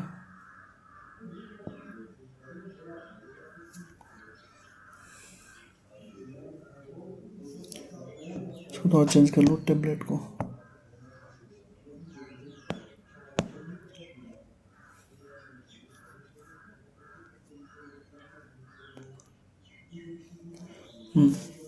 देखो पहला इक्वेशन हमारा क्या बना था, x plus 2y equal to 100 बना था ना, 100। दूसरा इक्वेशन क्या बना था, 3x plus 2y। 3x plus 2y equal to 180। अब देखो हम क्या कर सकते हैं, कैसे इसको सॉल्व करें कि ये बहुत इजीली सॉल्व हो जाए। कैसे सॉल्व करें, मतलब दो इक्वेशन बन गया ना, इक्वेशन 1 इक्वेशन 2, ये सब मैथ में पढ़ाया जाता है क्लास 4-5 में। अब देखो अगर मैं इसमें से इसको घटा दूँ, मतलब इक्वेशन 2 में से इक्वेशन 1 को घटा दूँ तो आ जाएगा हमारा काम। देखो 3x में से x कटेगा तो क्या बचेगा, 2x बचेगा। 2y में से 2y खत्म हो गया पूरा, और 180 में से 100 जाए तो कितना बचेगा, 80। तो x वैल्यू कितना हो गया, 40। को भैया अरे भैया कैसे सॉल्व आपने कर दिया, हमको समझ नहीं आ रहा भैया आपने कैसे सॉल्व किया, फिर से समझो, कोई दिक्कत, जितनी बार पूछोगे उतनी बार समझाऊंगा। देखो बस समझ में आना चाहिए बस। देखो पीछे थोड़ा दोस्त वगैरह होंगे, हल्ला उल्ली कर रहे हैं, जग गया ना, तो थोड़ा सा कोऑपरेट कर लेना, ठीक है। पहले दूसरी वीडियो में दिक्कत आएगी, उसके बाद मैं रात में रिकॉर्ड करूँगा, ठीक। देखो 3x plus 2y equal to 180 था, और दूसरा था x plus 2y equal to 100। घटाना इसको तो घटाओगे, 3x में से x जाए 2x बचेगा, ये खत्म हो गया, 2y में से 2y, ये कितना बचा, 80 बचा। x वैल्यू कितना आया, 40 आया। x वैल्यू 40 आ गया तो x प्लस कोई भी इक्वेशन में पुट कर लो, 100, x प्लस 2y कितना था, 100 था, तो 40 प्लस 2y इजकल टू 100 हुआ, तो 2y इजकल टू कितना आ गया, 60 हो गया, y इजकल टू कितना आ गया, 30 आ गया। तो मतलब x वैल्यू कितना 40 है, y वैल्यू कितना 30 है। x value 40, y value 30, x value 40 30 40 30 पहला हो गया, 40 30 40 30 40 30 40 30 40 30 40 और 30 सही है, ठीक है। तुम कहीं से भी सॉल्व कर सकते थे, जैसे मान लो तुमने बोला x की वैल्यू भैया 40 आ गया, भैया अगर x की वैल्यू 40 आ गई है, बहुत पागल है सब यार, क्या ही बोलूँ मैं इनको, मतलब यार दूसरे लॉबी से लोग इस लॉबी में आते हैं, इधर धूप आती है, तब यहाँ पे आके हल्ला उल्ली करते हैं, सब बोल भी नहीं सकता आदमी। चलो इससे सॉल्व करके दिखा देता हूँ। देखो 3x plus 2y equal to 180 था ना, हमको x वैल्यू 40 मिल गया था, तो 3 गुणे 40 कितना हो गया, 3 गुणे 40 प्लस 2y इजकल टू 180। ये मैथ है यार, ठीक है। 120 plus 2y equal to 180, 2y equal to कितना 60, तो y इजकल टू देखो फिर से आ गया क्या, 30 आ गया, y 30 आ गया। मतलब कहीं से पुट करके रखोगे तो वही चीज़ आनी है, सेम चीज़ आनी है, ठीक है। मैं बोल के आता हूँ, ठीक है, बोल के आता हूँ, थोड़ा शोर कम करे सब, ठीक। तो ये question as a important question है तुम्हारे लिए, बट इसको सॉल्व कर लेना दोबारा, ठीक है। बस कुछ नहीं करना था, मोल दिया तो मास अपन मोलर मास लिखना था, और मोलर मास लिखेंगे बस x प्लस 2y, क्योंकि x y2 था, x को x मान लो, y को y मान लो, 2y था, तो इसका मोलर मास क्या हो जाएगा, x प्लस 2y हो जाएगा। अरे CH4 का मोलर मास कैसे निकालते थे, इसका 12 प्लस इसका 4, उसी तरह इसका क्या है, xy2 है, xy2, x का कितना हो x और इसका प्लस 2y, बस, क्योंकि हमको पता ही नहीं क्या है एक्चुअल में, हमने उसको मान के सॉल्व कर लिया, ठीक है। 1 घंटे का पार हो चुका ना, बाकी जो है मैं विदाउट फेस वाली बना देता हूँ, ठीक है, मैंने जैसे बोला था तुमको, ठीक है, क्योंकि अब इसमें रिकॉर्डिंग करने में दिक्कत होगी। ज़्यादा क्वेश्चन नहीं बचे होंगे, अब 8-10 क्वेश्चन बचे हैं, ठीक है, रिकॉर्डिंग करवा देता हूँ, ठीक है। आई होप कि यहाँ तक जो भी चीज़ें मैंने तुमको बताई हैं तुमको समझ में आ रही होंगी, ठीक है। अगर कोई क्वेश्चन नहीं समझ में आ रहा होगा भैया, तो डाउट काउंटर वहाँ पे ओपन किया जाएगा, वहाँ पूछ लेना, ठीक है, फिर से समझा देंगे एक बार, ठीक। क्लियर हो, समझ में आ रही चीज़ें, चलो आगे बढ़ते हैं। चलो अगला क्वेश्चन देखो। अब देखो ये क्वेश्चन जो था ना, इसको मैंने पहले क्यों नहीं करवाया, क्योंकि इसमें जो तुम्हारा वेपर डेंसिटी का कॉन्सेप्ट था वो लगने वाला था। अब जैसे क्वेश्चन में कह रहा है कि 0.24 gram of volatile gas vaporise होने पे 45 ml वेपर दे रहा है एनटीपी पे, what will be the vapour density of the substance. तो मैंने तुमको अभी बोला था कि जब भी तुमसे वेपर डेंसिटी पूछे तो हमेशा दिमाग में दो ही चीज़ चलना चाहिए कि वेपर डेंसिटी इक्वल टू होती है मोलर मास बाई 2, और वेपर डेंसिटी का एक और फॉर्मूला मैंने बताया था क्या, weight of certain certain volume of substance अपान, क्या बोला था मैंने, बताओ, बोलो, weight of same volume of hydrogen. Exact यही चीज़ बोली थी कि नहीं, एक बार फिर से रिमाइंड करो कि ये चीज़ बोली गई थी कि नहीं तुमको। बस दो ही फॉर्मूले मैंने बताया था, दोनों में बस यही था, ठीक है। Wait of certain volume of substance upon weight of same volume of hydrogen, यही था ना, देख लो भैया, एग्जैक्ट सेम फॉर्मूला है, ठीक। अब देखो ये जो ऊपर वाला wait of certain volume of substance है, ये तुम देखो यहाँ पे दिया हुआ है, ये देखो सब्सटेंस मतलब कोई अदर देन हाइड्रोजन, मतलब हाइड्रोजन को छोड़ के जो सब्सटेंस बच रहा है उसका। तो ये देखो 0.24 ग्राम दिया हुआ ना इसका, तो मैं यहाँ पे तुरंत पुट कर दूंगा, मेरे दिमाग में तुरंत क्लिक करना चाहिए, वेपर डेंसिटी में तुरंत यहाँ पुट करूँगा क्या, 0.24 अपान।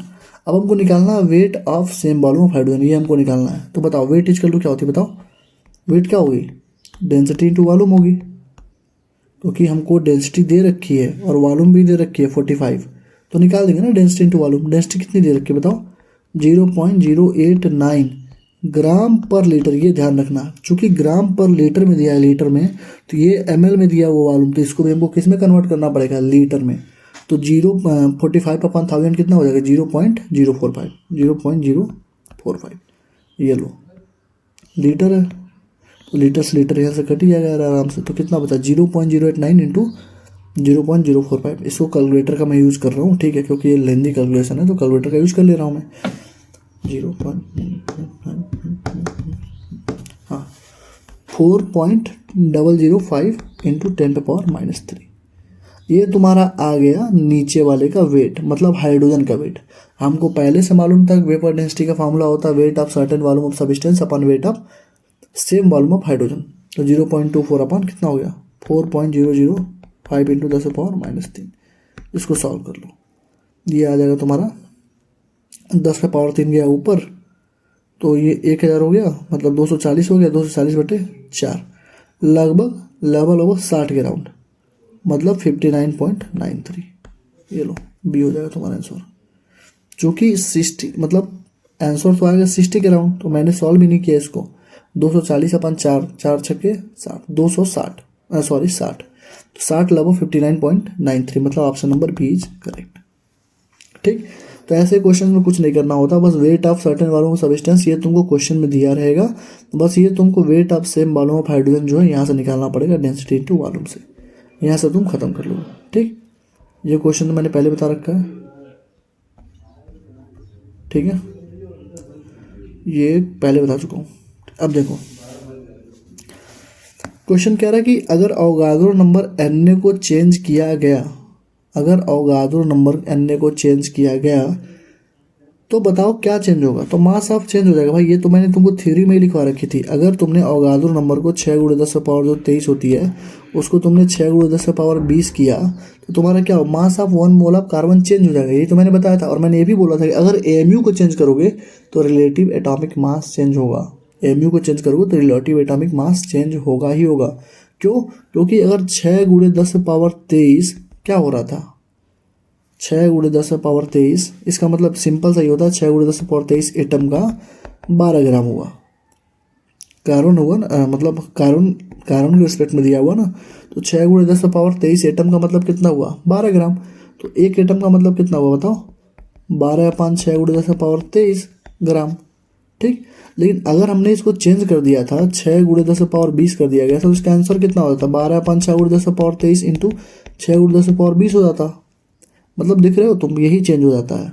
मतलब 6 × 10⁻23 को जब तुम चेंज कर दोगे, मतलब अवोगाद्रो नंबर जब भी तुम चेंज करोगे तो मास of 1 mole of carbon change होगा। ये मैंने तुमको थ्योरेटिकल पोर्शन में बता रखा है, मास of 1 mole of carbon change होना ही होना है।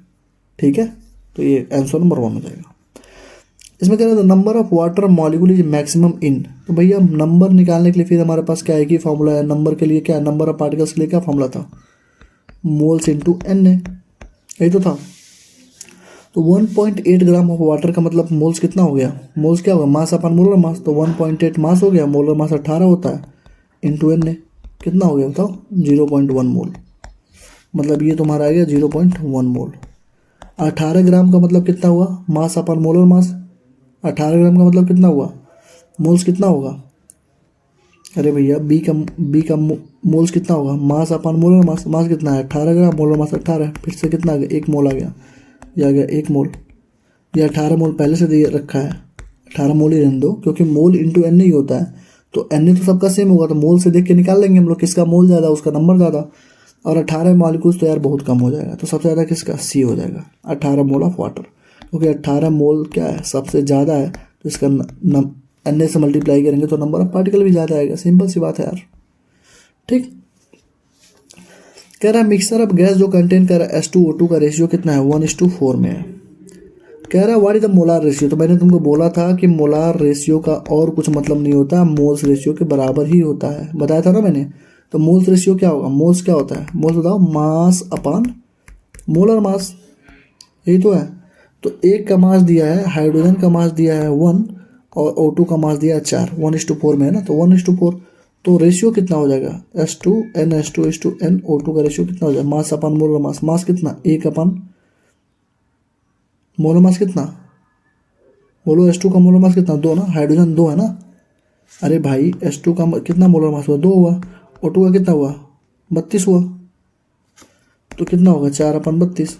अब को भैया 4 कहाँ से ला दिए, तो बाबू यार 4 आना ही है ना यार, क्योंकि यार 1 मास अपन मोलर मास होगा ना, तो मास तो 1 हो गया, अपन मोलर मास 2 है, ये हाइड्रोजन का रेशियो हो गया, और ये ऑक्सीजन का 4/32 हो गया। सिंपल सी बात है यार, ऐसे क्वेश्चन पहले भी कर चुके हैं। तो देखो मैंने क्या बोला था, सबसे जो बड़ा है नीचे उससे मल्टीप्लाई कर दो सब ऊपर, ऐसे सॉल्व करते हैं ना, जल्दी सॉल्व हो जाता है। या तुम इसको 1/2:1/8 भी लिख सकते हो, 4 करने 4 4 8 32।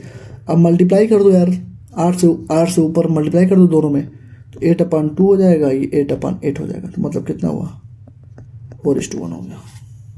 डी सॉल्व करने का सबसे आसान तरीका यही होता है। मान लो यहाँ पे होता है 1/2, यहाँ पे होता है 1/50, तो नीचे बड़ा कौन सा है, दोनों में 50 बड़ा है, तो दोनों में 50 से मल्टीप्लाई कर दो ऊपर, तो जो सॉल्व करोगे तो सबसे छोटा आंसर आ जाएगा तुम्हारा। ठीक है, क्लियर है। आई होप यहाँ तक आपको कोई दिक्कत नहीं हो रही होगी। ठीक है, फिर से देखिए, आपसे उसने पूछा कि बताइए कि विच of the following is the maximum number of molecule, maximum number of molecules किस में होंगे, फिर से वही क्वेश्चन। तो हम देख लेंगे नंबर ऑफ मोल्स किसका ज़्यादा है, जिसका नंबर ऑफ मोल ज़्यादा होगा उसमें मॉलिक्यूल्स भी ज़्यादा होंगे। क्यों, क्योंकि Na तो सबका सेम ही है, तो 44 ग्राम CO2, तो इसका नंबर ऑफ मोल्स कितना होगा, मास अपन मोलर मास से हम लोग निकाल लेंगे। मास कितना है, 44 है, मोलर मास कितना होगा, कार्बन का होता है 12 और 32 44, कितना है, 1 मोल है, 1 मोल है। इसका कितना होगा, 48/16, 16 तियाँ 16 32 16 तियाँ 48, ये भी आ गया 1 मोल।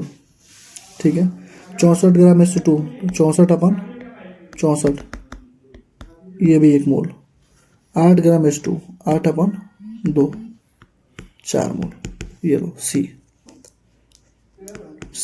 4 मोल होगा। भाई मोल ही तो निकालना है यार। नंबर ऑफ मॉलिक्यूल्स जब भी तुमसे पूछे, number of molecules, number of particles क्या होता है, मोल्स इंटू Na होता है। ये तो हुआ, Na तो सबका सेम है ना यार, तो मोल्स देख लो ना, किसका मोल ज़्यादा उसका तुम्हारा नंबर ऑफ मॉलिक्यूल ज़्यादा, मोल्स किसका ज़्यादा। मोल्स निकालने का सिंपल सा मामला तुमको बता तो दिया मैंने, मास अपन मोलर मास।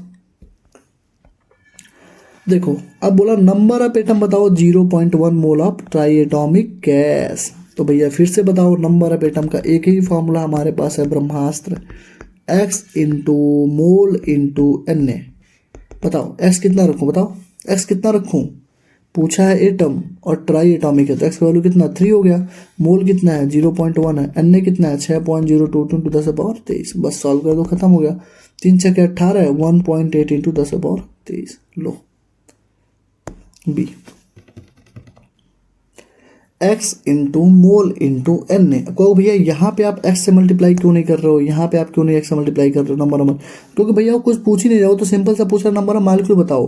अगर उसने बोला होता कि इतने मोल में ट्राई एटॉमिक है, टेट्रा एटॉमिक है, पेंटा एटॉमिक है, हेक्सा एटॉमिक है, या फिर नंबर ऑफ प्रोटॉन बताओ, नंबर ऑफ इलेक्ट्रॉन बताओ, तब तो मैं x की जगह कुछ पुट करता है यार।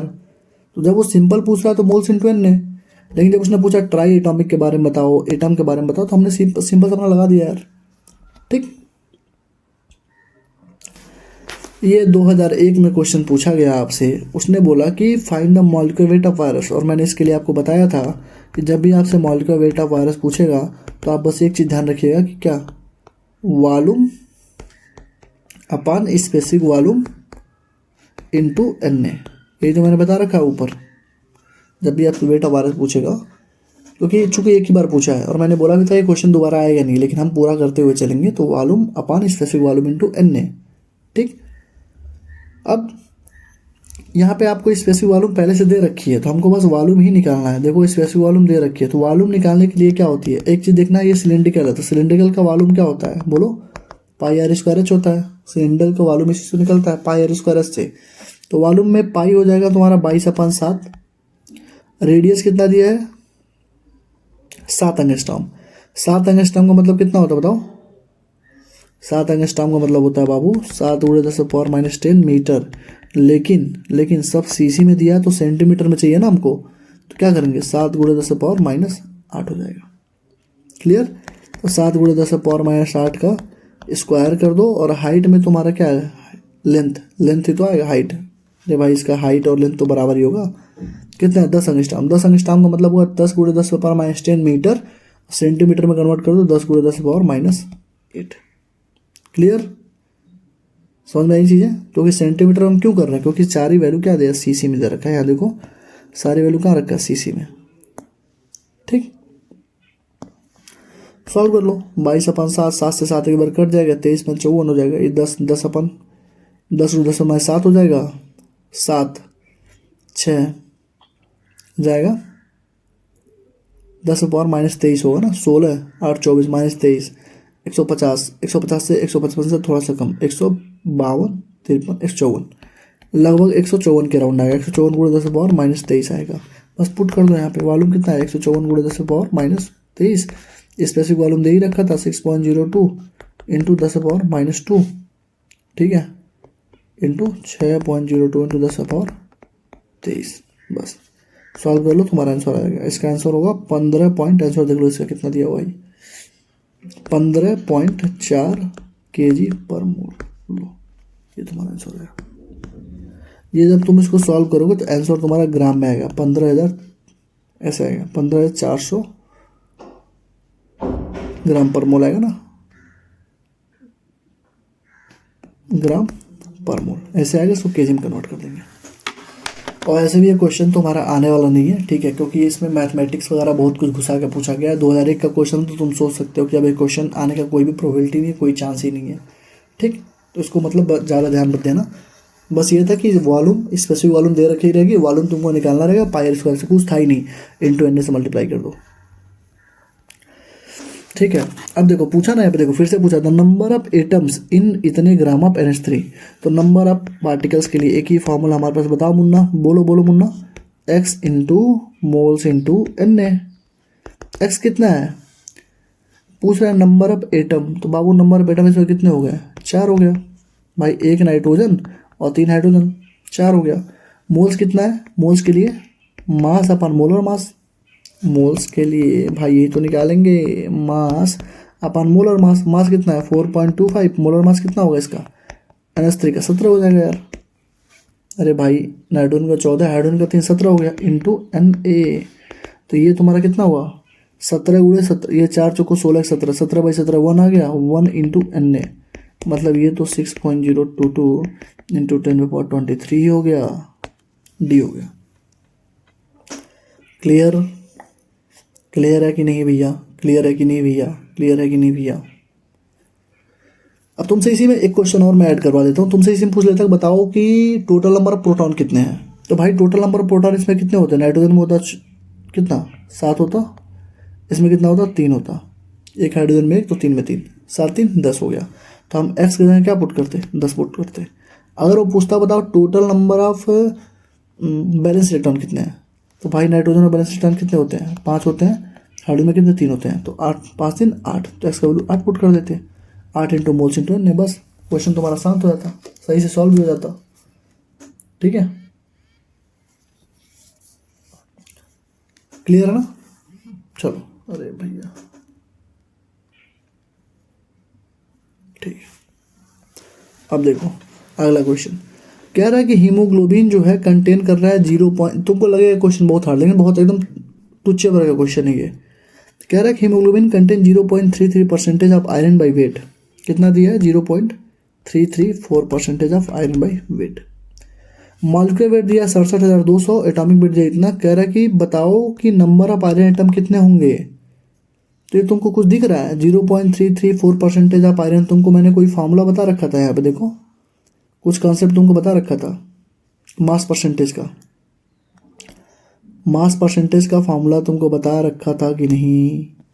और मास परसेंटेज ही तो दिया है यार, वो मास परसेंटेज ही दिया है, वो ये जो दिया है तुमको ये और कुछ नहीं है, मास परसेंटेज ही दिया है, ये कुछ नहीं है, ये मास परसेंटेज ही दिया है। बस एक सेकंड रुक जाओ, खुलने दो, यहाँ पुट करके लगा देता हूँ। खुल जा खुल जा खुल जा सिम सिम। देखो ये क्या दिया है, मास परसेंटेज ही तो दिया है तुम्हारा क्वेश्चन में, हीमोग्लोबिन कंटेन कर रहा है इतना बाई वेट, तो मास परसेंटेज ही तो है, बस पुट कर दो यार, अपना ले जाओ सवाल। मास परसेंटेज कितना है 0.334। ठीक। एटोमिसिटी, एटोमिसिटी मैंने बोला था ना कि एटोमिसिटी अगर तुमसे मिनिमम पूछेगा तो 1 पुट कर देना है, और तुमसे नहीं पूछेगा तो एटोमिसिटी x मान लेना है, क्योंकि हमको नंबर ऑफ आयरन एटम पूछ रहा है कितना प्रेजेंट है, वो एटोमिसिटी के बारे में ही पूछ रहा है। और ये क्वेश्चन एक चीज तुम और देखो कि ये तुम बिना लगाए भी सॉल्व कर सकते हो, बायोलॉजी का क्वेश्चन है कि 4 मॉलिक्यूल ऑफ हीमोग्लोबिन होते हैं, नंबर ऑफ आयरन एटम, एक मॉलिक्यूल ऑफ हीमोग्लोबिन में 4 आयरन के एटम होते हैं, बायोलॉजी का क्वेश्चन है ये बायो का क्वेश्चन है। ठीक है, ये तुम बिना लगाए भी सॉल्व कर सकते हो कि एक एटम में 4 हो जाएंगे, एक हीमोग्लोबिन में 4 हो जाएंगे, 4 एटम। अरे भाई यही तो पढ़े थे यार, चारों कौन हीमोग्लोबिन, चारों पे आयरन अटैच होता है। ये तो बिना तुम लगाए सॉल्व कर सकते थे, कॉमन सेंस का क्वेश्चन था, लेकिन लगाना तो लगा लो भाई। एक्स मान लिया, एटॉमिक वेट कितना है 56, मॉलिक्यूलर वेट कितना है 67,200 इंटू 100, 100 से ये दोनों कट गया, ये बचा कितना, एक्स स्क्वायर लो कितना बचा 0.334 इंटू 672/56। कैलकुलेटर यूज कर लेते हैं, अभी देखना कैसे आंसर आएगा। रुक जाओ, 0.334 इंटू 672 डिवाइडेड बाई 56, लो आ गया 4.008, कितना आ गया 4 आ गया, लो। तो मास परसेंटेज का क्वेश्चन था ये। ठीक है, क्योंकि मास परसेंटेज चूंकि तुमको बस एक ही फॉर्मूला ये पूरे मास परसेंटेज का, तो याद कर लो, मास परसेंटेज इक्वल टू क्या होता है, atomicity into atomic mass into 100 upon molecular मास। तो 0.334 करके इधर, अब तुमको भैया यहाँ पे 100 क्यों नहीं लिखा आपने, तो भाई ये ऑलरेडी मास परसेंटेज है, तो मास परसेंटेज पहले दिया, तो 0.334 मैंने पुट कर दिया यहाँ पे। ठीक है, तो यहाँ से खत्म हो जाएगा तुम्हारा। कौन है अगला क्वेश्चन है, the number of gram molecule of oxygen in 6.02 into 10^24 CO molecules. इसमें कैच है कई सारे क्वेश्चंस, मतलब कैच बहुत अच्छे अच्छे इसमें, जैसे कि सबसे पहले उसने पूछा कि ग्राम मॉलिक्यूल, तो बच्चा ही कंफ्यूज ग्राम मॉलिक्यूल होता क्या, तो मैंने तुमको पहले ही बोल रखा है कि ग्राम एटम पूछे, ग्राम मॉलिक्यूल पूछे, सबका मतलब होता है मोल्स के बारे में पूछ रहा है, तो इसका मतलब हुआ कि मोल्स ऑफ ऑक्सीजन इन इतने CO मॉलिक्यूल्स। तो सिंपल सी बात है यार, नंबर ऑफ मोल्स कितना होता है, number of particles upon n है, तो हमको नंबर ऑफ पार्टिकल दे रखा है, तो हम पुट कर देंगे ना 6.02 इंटू 10^24 अपॉन 6 गुणे 10^23, ये पूरा कट गया, ये पूरा बचा 10। तो आधा बच्चा क्या करेगा, जैसे 10 आएगा वो 10 ग्राम मॉलिक्यूल टिक मार के आगे बढ़ेगा और -5 नंबर लेके आएगा। क्यों? क्योंकि उसकी बुद्धि यहाँ पे मारी जा चुकी है कि उसने क्वेश्चन सही से पढ़ा नहीं है। उसने कह रहा है कि ग्राम मॉलिक्यूल ऑफ ऑक्सीजन बताओ, ग्राम मॉलिक्यूल किसका बताओ, ऑक्सीजन का, वो पूरे का नहीं पूछ रहा है। अगर पूरा CO मॉलिक्यूल का पूछता तो 10 ग्राम मॉलिक्यूल तो सही आंसर था, लेकिन वो पूछ रहा है कि बस ऑक्सीजन का बताओ। तो सिंपल सी बात है, CO मॉलिक्यूल में एक C है और एक ऑक्सीजन है, मतलब अगर 10 हमारा आंसर आया है 10 ग्राम मॉलिक्यूल, इसका मतलब 5 उसमें C है और 5 उसमें ऑक्सीजन है, तो क्या आंसर होगा 5 ग्राम मॉलिक्यूल। ठीक है, तो इसको ध्यान रखना, हमेशा ध्यान रखना। ठीक है, ये गलती मत करना कभी। ठीक, क्योंकि वो पूछ रहा है कि number of gram molecule of oxygen बता दो भैया, ऑक्सीजन, पूरा CO मॉलिक्यूल का नहीं पूछ रहा है वो, मात्र इसका पूछ रहा है, ऑक्सीजन का पूछ रहा है। तो पूरा जो टोटल आया है 10 ग्राम मॉलिक्यूल, वो C का भी है, O का भी है, चूंकि 2 है तो आधा आधा डिवाइड हो जाएगा, बराबर बराबर, तो 5 ग्राम हो जाएगा। ठीक, इस चीज़ का ध्यान रखना। अब देखो यहाँ पे पूछा नंबर ऑफ ऑक्सीजन एटम कितने होंगे, तो भैया फिर से नंबर ऑफ ऑक्सीजन एटम बताओ भैया यार, moles into Na into x. Moles कितने होंगे, तो मास अपॉन मोलर मास, मास 4.4 का, मोलर मास 44 इंटू 6 गुणे 10^23। अब एक्स में कितना रखूँ ये बताओ, ऑक्सीजन एटम इन इतने ग्राम CO2 में, तो बताओ CO2 में ऑक्सीजन एटम कितना है, 2 है ना यार, तो मैं 2 रखूँगा, सिंपल सी बात है, क्योंकि हमको ऑक्सीजन के बारे में पूछ रहा है। तो 2 मैंने पुट कर दिया, ये तुम्हारा आ गया 1/10 और ये 2 गुणे 6 गुणे 10^23, 10 से 10 कट गया, कितना बचा 12 गुणे 10^22, तो 1.2 गुणे 10^23। लो पहला आंसर हो गया। ठीक है, पहला आंसर हो गया। कुछ किया नहीं है। X into moles into N A, x हमारा क्या है, कुछ भी हो सकता है। उसने पूछा कि ऑक्सीजन का बताओ, तो 2 मैंने रख दिया क्योंकि 2 ऑक्सीजन है। उसने पूछा कार्बन का बताओ, तो 1 रख देता क्योंकि एक ही कार्बन है यहाँ पे। बस कर्म खत्म थी। अगला क्वेश्चन देखिए भैया, कह रहा number of atom present in 1 mole of element is equal to Avogadro number which of the following element. फिर पूछ रहा है ग्रेटेस्ट नंबर ऑफ एटम किसका होगा। फिर से पूछा उसने क्या, ग्रेटेस्ट नंबर ऑफ एटम किसका होगा। तो सिंपल सी बात है यार, ग्रेटेस्ट नंबर ऑफ एटम किसका होगा, जिसका मोल ज़्यादा होगा। तो मोल किसका ज़्यादा होगा, 4/4, ये 1 हो गया मास अपन मोलर मास। ये 46/23, ये लगभग 2 मोल हो गया। ये 0.40/40, ये तो बहुत कम हो जाएगा, नेगेटिव मतलब पॉइंट में जाएगा। और ये 12 ग्राम हीलियम, 12 ग्राम हीलियम का मतलब होगा 12/4। ये तो है यार,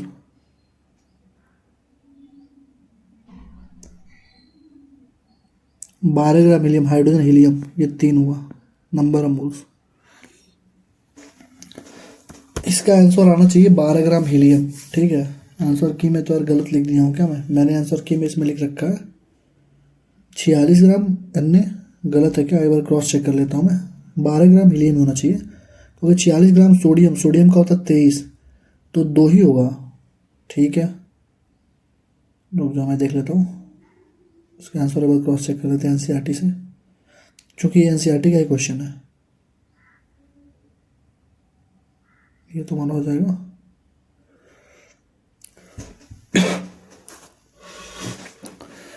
ये मोल में गया तो इधर से गया तो 4 3 12 ग्राम ही होनी चाहिए। 2 मोल 2 मोल 3, 12 ग्राम ऑफ हीलियम यही होगा, जो चौथा होगा। ठीक है, मैंने आंसर की में गलत लिख रखा है। ठीक है, हीलियम होगा। ठीक, अब देखो इसमें 2 या 2 से ज़्यादा ऑप्शन करेक्ट होंगे। ये एग्जाम्पलर का मल्टीपल करेक्ट क्वेश्चन है, एग्जाम्पलर का मल्टीपल करेक्ट क्वेश्चन है। कह रहा है कि 1 मोल ऑफ ऑक्सीजन एसटीपी पे कितना कंटेन करेगा, 1 मोल ऑक्सीजन तो 6.022 इंटू 10⁻23 मॉलिक्यूल ऑफ ऑक्सीजन, बिल्कुल सही बात है, 1 मोल में इतने ही होते हैं। 6.022 इंटू 10⁻23 एटम्स ऑफ ऑक्सीजन, यहाँ देखो एटम्स लिख दिया ना, ये गलत हो गया। चूंकि O2 हमारा क्या है, डाई एटॉमिक है, डाई एटॉमिक है, तो ये इंटू 2 कर दे तब जाके आंसर सही होता। X into moles into N A, तो इंटू 2 कर दे तब तुम्हारा जाके आंसर सही होता। ठीक, क्लियर। 1 मोल ऑक्सीजन 16 ग्राम ऑक्सीजन, बिल्कुल गलत बात है क्योंकि 1 मोल ऑक्सीजन डायटोमिक है, तो 32 ग्राम ऑफ ऑक्सीजन होगा। तो पहला ऑप्शन और चौथा ऑप्शन सही हो। ठीक है, क्लियर है यहाँ तक। ठीक, कह रहा 16 ग्राम ऑफ ऑक्सीजन है same number of molecules as in. तो भैया मैंने बोला मॉलिक्यूल निकालो ही मत, मोल निकालो ना। 16 ग्राम ऑक्सीजन का मतलब हुआ 16/32 मतलब 0.5 मोल। अब चेक कर लो कहाँ कहाँ पे 0.5 मोल आ रहा है। अब 16 ग्राम CO, तो 16 ग्राम मास हो गया। अब मोलर मास कितना हुआ CO का, कार्बन का होता है 12, ऑक्सीजन का होता है 16, तो 12 12 24 28, ये तो नहीं होगा, पहला नहीं होगा। ठीक, 28 ग्राम ऑफ N2, 28/28, ये भी 1 मोल हुआ, ये भी नहीं होगा। 14 ग्राम ऑफ N2, 14/28, ये कितना हुआ 0.5 मोल, बिल्कुल सही बात है। 1 ग्राम ऑफ H2, 1/2, 0.5 मोल, ये देखो तीसरा और चौथा ऑप्शन सही है। तो 0.5 मोल ही तो चाहिए था, 0.5 मोल 0.5 मोल हो गया।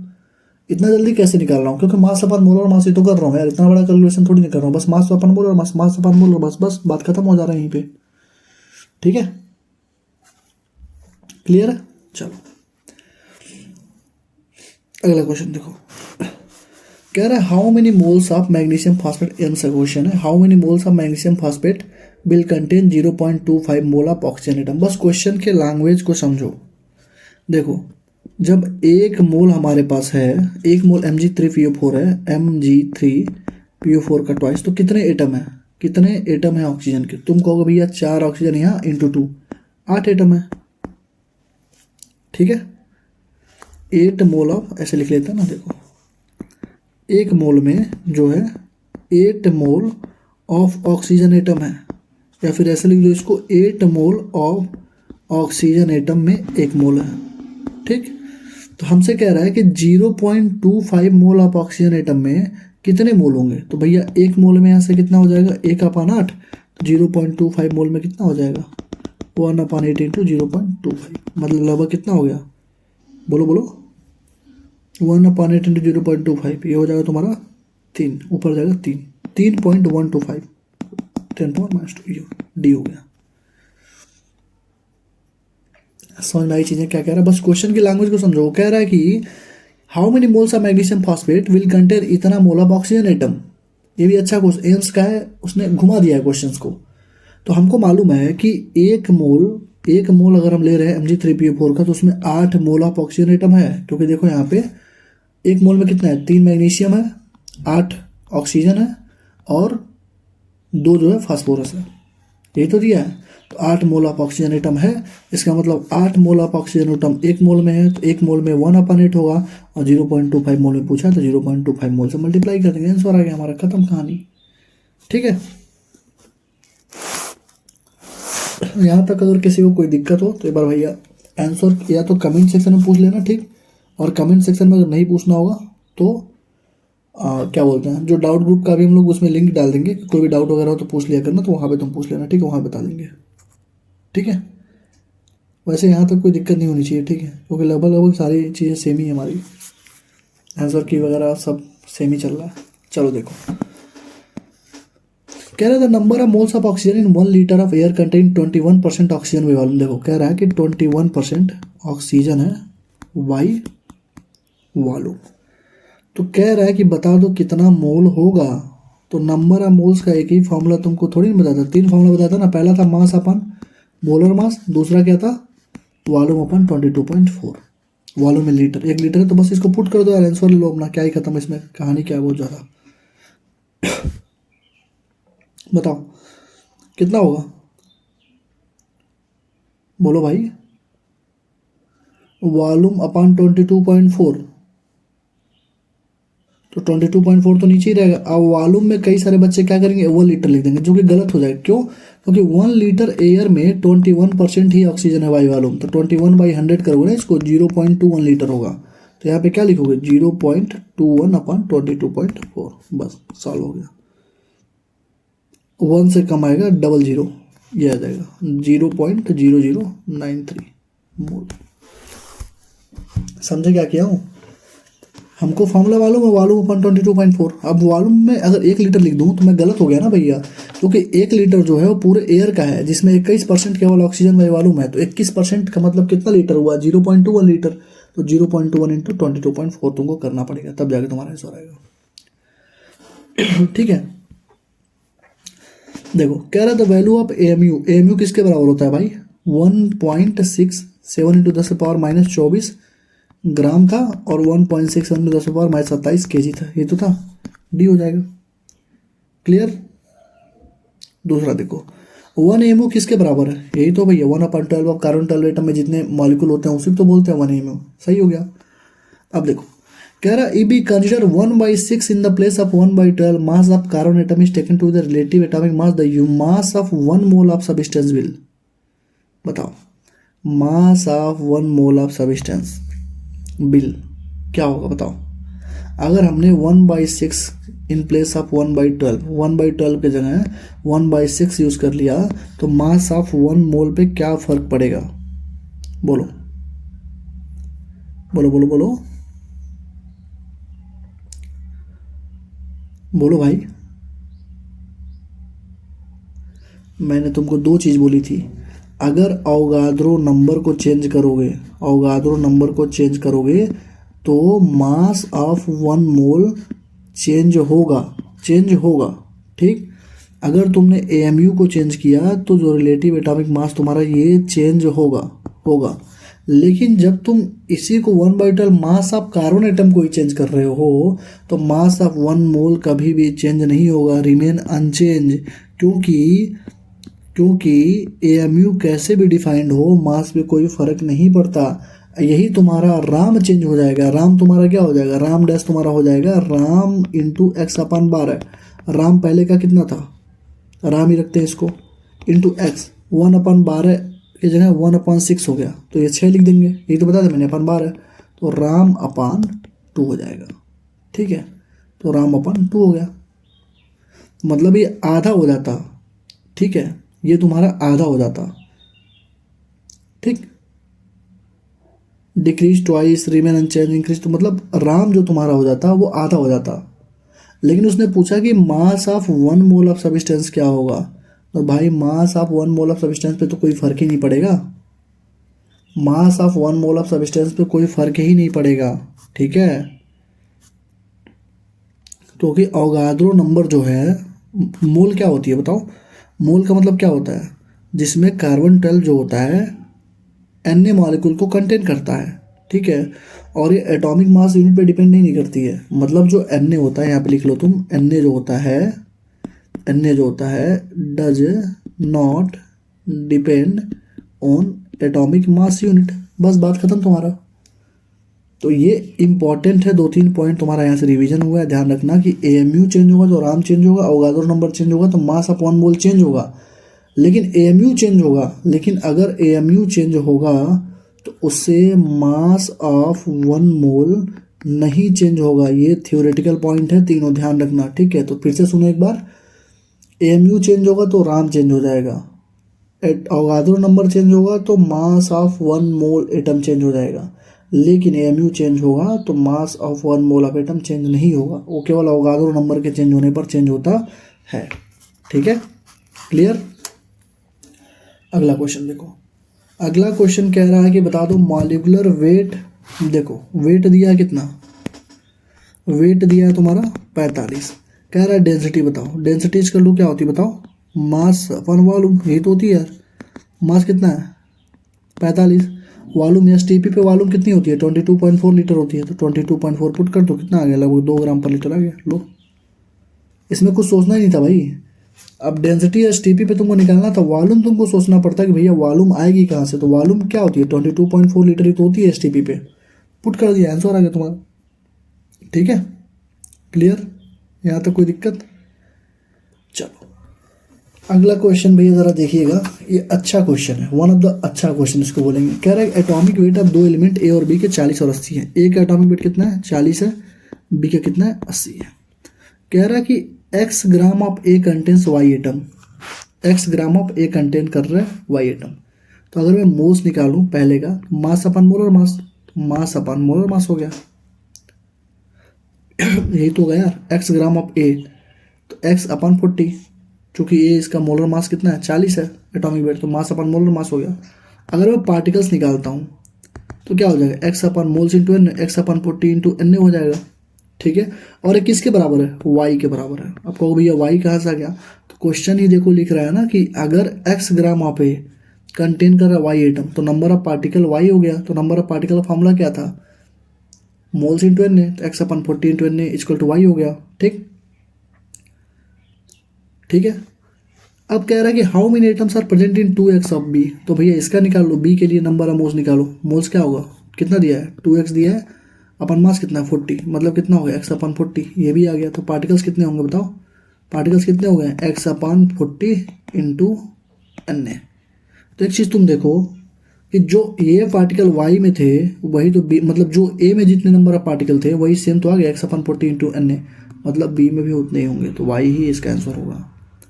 एक बार फिर से मैं ट्राई कर रहा हूँ समझाने की, फिर से समझो कि कह रहा कि x ग्राम जो a है तुम्हारा उसमें y एटम है, y एटम का मतलब क्या हुआ, number of particles, number of particles कैसे निकालोगे, मोल्स इंटू एन ए, तो मोल्स कैसे निकालोगे, मास अपन मोलर मास, तो मास हो गया x upon molar mass 40, x upon 40 into N A कर दिया हमने, ये y हो गया तुम्हारा a के लिए।